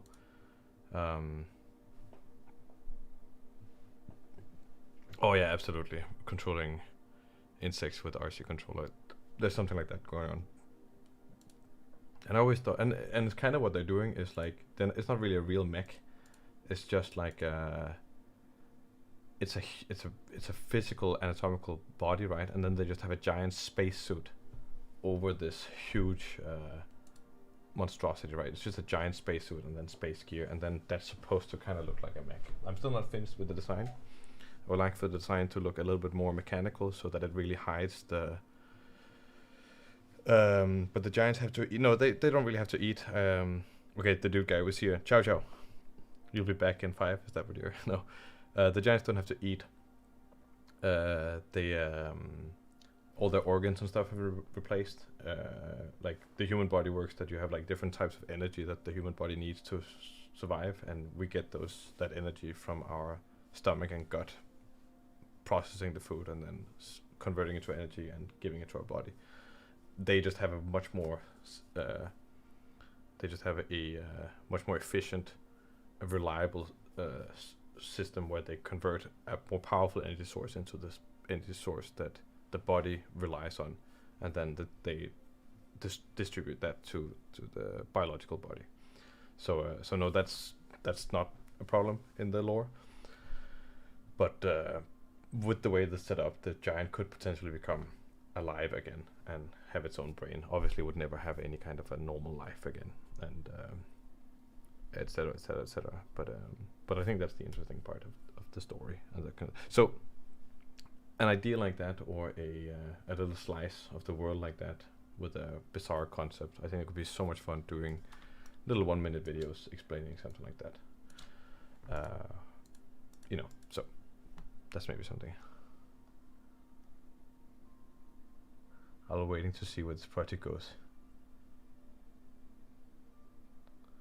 Using giant skeletons as bait. I would say that they're using the entire giant's body, so skeleton, muscle, skin, all that stuff, just and the brain also, just not a lot of the organs they are replacing. Like the heart has been replaced by a different pump system. All the intestines and those kind of things, they're gone as well, etc.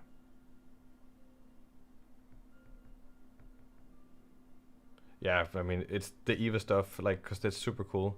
But you just retracted the stuff to not do spoilers. Yeah, that's just how it is. That's just how it is. So, yeah.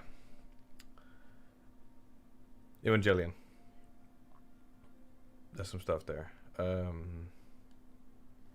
There's also Andrei Sunov. He did this thing. He did this series of really cool stuff that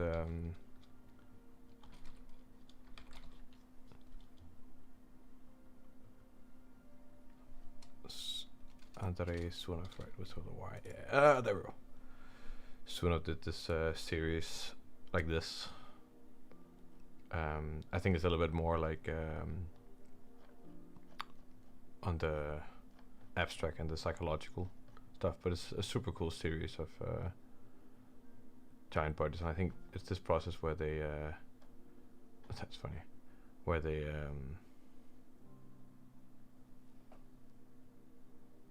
100% the old style of Evangelion is superior to the new stuff.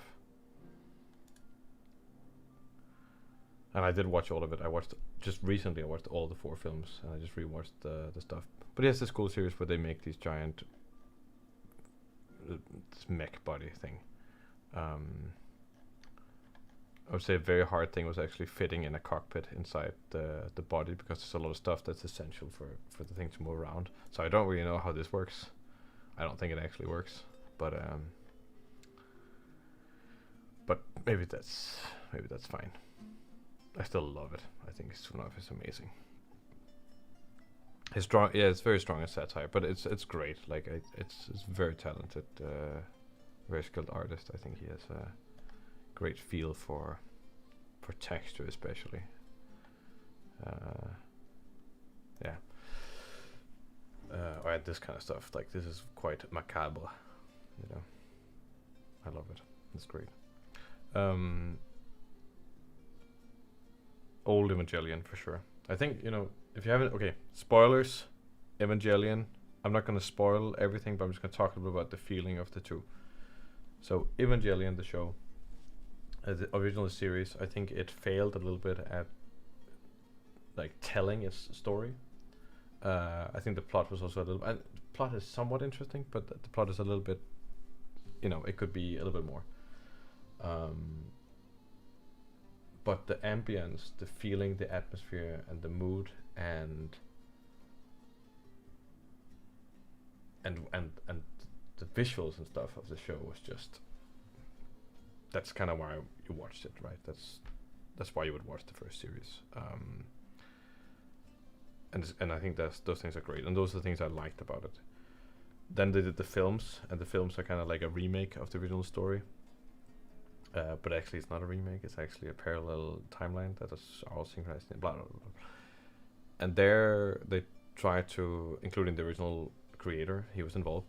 There they tried to fix some of the characters, they tried to make the plot make a little bit more sense, which I think they failed at. They just put more stuff and made it equally as weird. And then they remade everything with a lot of 3D instead of 2D. They've completely ruined the color scheme. The atmosphere and the mood is completely gone.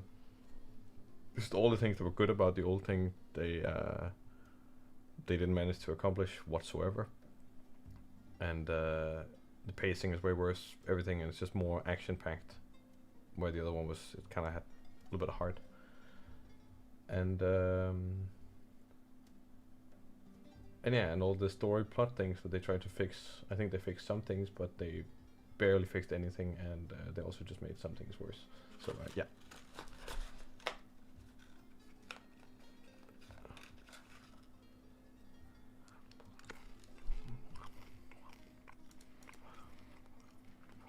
So yeah. That's kind of how that all works out.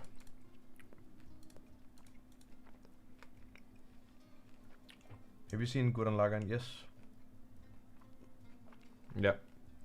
I like Gurren Lagann. I think it's cool. I think all the Trigger stuff. So Trigger is the studio that makes like Gurren Lagann. They did Cyberpunk, Edge Runner. They did Kill la Kill. Those kind of things.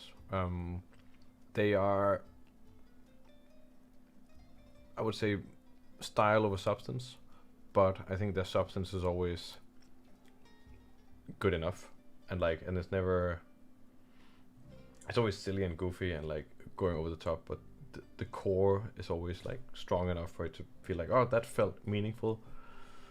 But I still think it is a little bit too much style over substance. I like for things to. It just often feels like it. That was it. I never feel like I want to know anything else about the world that they created. It only exists in that series.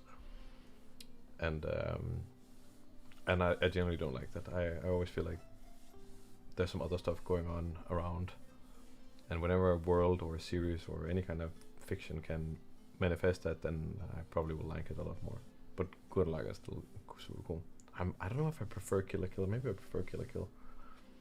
I don't know. Gurren Lagann has a good twist, for sure, with a good time skip.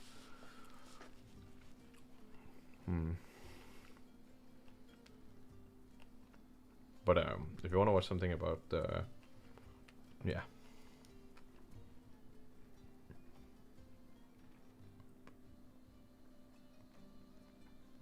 I just had a thought about a transformer-like life form that's also a parasite, so it needs a host to survive and ends up looking like a mech creature when attached. Could be cool. Yeah, that's cool. I have a alien race in my... Well, actually, I'll just draw it. In my world in Black Horizon, I have this one alien race that's called the Mei. And the Mei looks like this.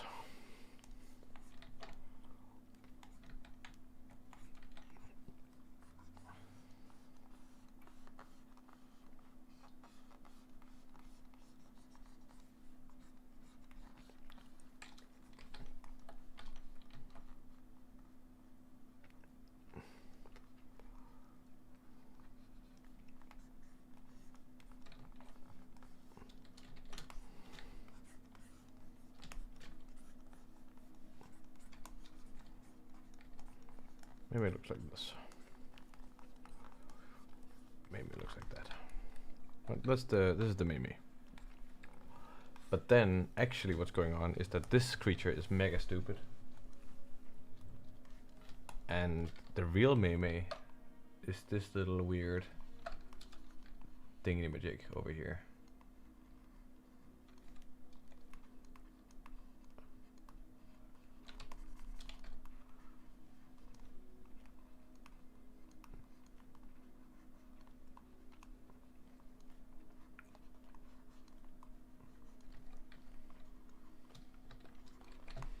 This is the real Mei, and that's a parasite.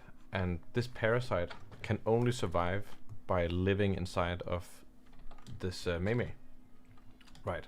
So all its energy, all its natural productions, biology and stuff is completely dependent on the environment inside of this other creature. But then what happens when this creature becomes sentient and like intelligent? Then what they start doing is that they start doing this kind of stuff. Oh, give me this.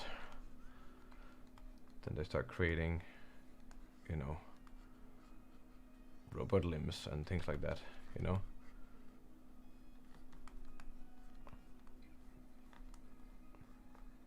To assist with their environment. So in a weird way they have this like bizarre symbiosis, but in reality it's like the real intelligence is this creature here, and this is just this like big, also I guess a biosuit or a weird flesh mech or something, but specifically for this little parasite creature. So everyone in the galaxy knows them as these like big worm things, but on the inside that's actually where the real creature is, and stuff like this. Maybe they even create like, you know, spacesuits and stuff for them.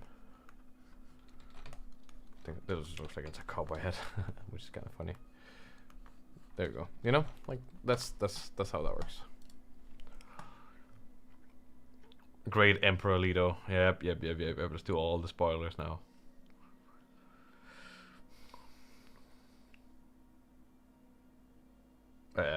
Tech. External organs. Doesn't sound too bad. You know, I think I always thought was interesting with mechs that is really difficult is like, I have and the creature can live without the parasite, yes, but the parasite can't live without the creature. So the parasites could change bodies basically with another creature. You know what I always thought was interesting was like mechs, right? If I have a mech like this, right?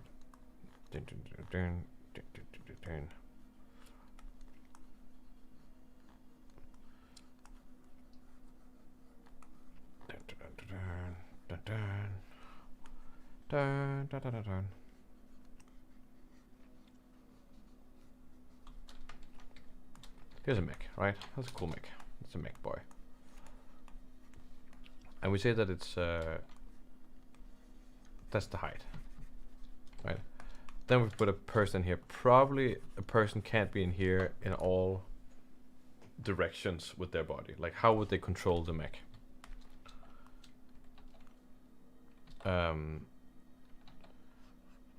Like, how would you control the mech, right? Is it like, oh, okay, they just like they just have like handles and then they have pedals and then the mech takes care of the rest? No, that's not really super cool. The cool thing with the mech, I think, is that you have this like direct translation between the movement of the body. Oh, I can't draw. There we go. The movement of the body and then the movement of the arms and stuff, right? So, and this is a thing I really want to imagine it, but I haven't drawn it yet, but I'm gonna do a version of it. And I think story-wise it would be really interesting. What if we had a human in here?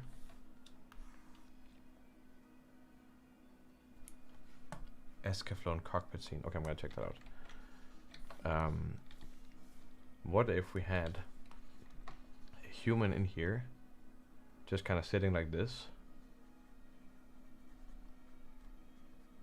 and then we want to translate all their movements to the mech, right? But we don't want to have to create all the space. We just want the cockpit to be more like a car, but we still want all their movements, like the actual movements, to be translated into the mech.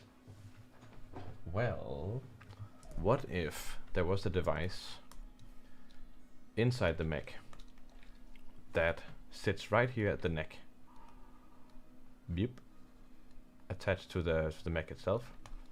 This mech is a electro or an N disturb. Let's call it that, N disturb. And it blocks all the it cancels out all the electric signals sent from your brain to your body. Right here at the neck, it cuts everything off. Like, so it doesn't slice it off. It just like, it blocks it with some kind of magnetic field or whatever the hell, so that you send the signals to your body, but your body doesn't move.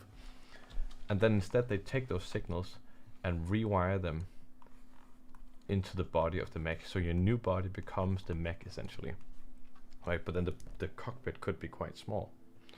What I think is really interesting and fun about that is that then you can have the story where, you know, you mess with the system for this thing, and then maybe you defeat the mech or something, and then inside the thing there's a person who's just paralyzed because the mech is still blocking the system for their body, etc, etc. I think that kind of stuff is kind of awesome, and I want to do a series of designs with that. Okay, Escaflowne. What am I supposed to look at? Escaflowne. Escaflowne. Cockpit. I've never seen Escaflowne. I don't even know what that is.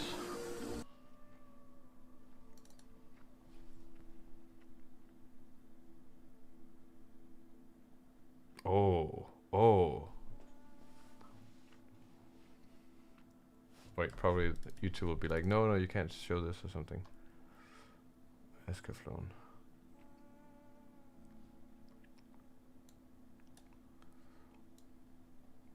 I'm just gonna look at this right now.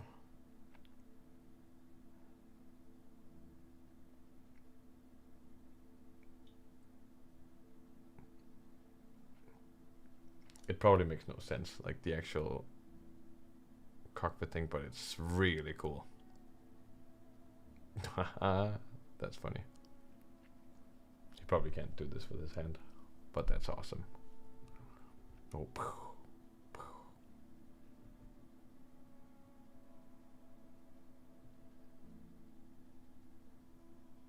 this a film or a series?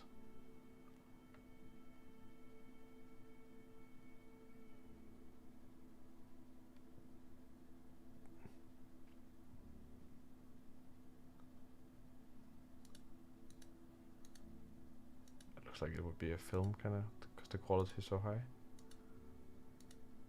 Okay, what the Escaflowne? Oh, it's a series.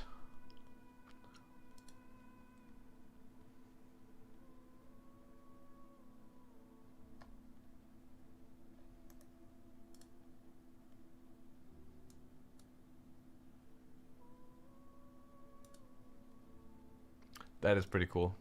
Not gonna lie. That is pretty dang cool.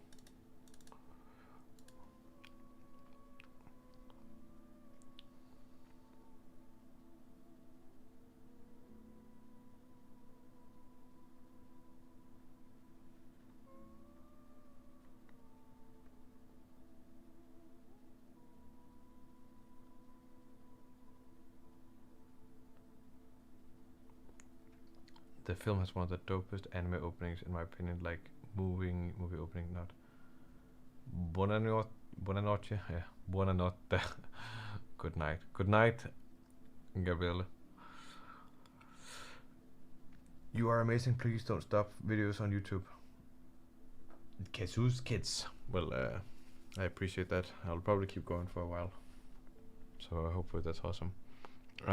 Maybe we're also reaching the end of the stream right now. I'm pretty knackered, and it's a new year, but there will definitely be a new stream on Thursday. But this was awesome.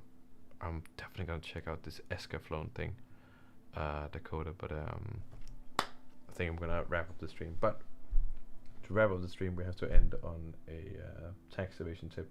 I don't know why. We just have to. If you want to evade your taxes, put yourself in the cockpit of this mech. And then have your body disabled by this mech. Then you can't do taxes because you can't move, you know. And you'd be in a different universe. So how are they gonna stop you? What? No, we're here for the tensions. Come on, that's all good. So, either way, that was it. Thank you all for the stream. Thank you, Schultz, for joining. Love to see you.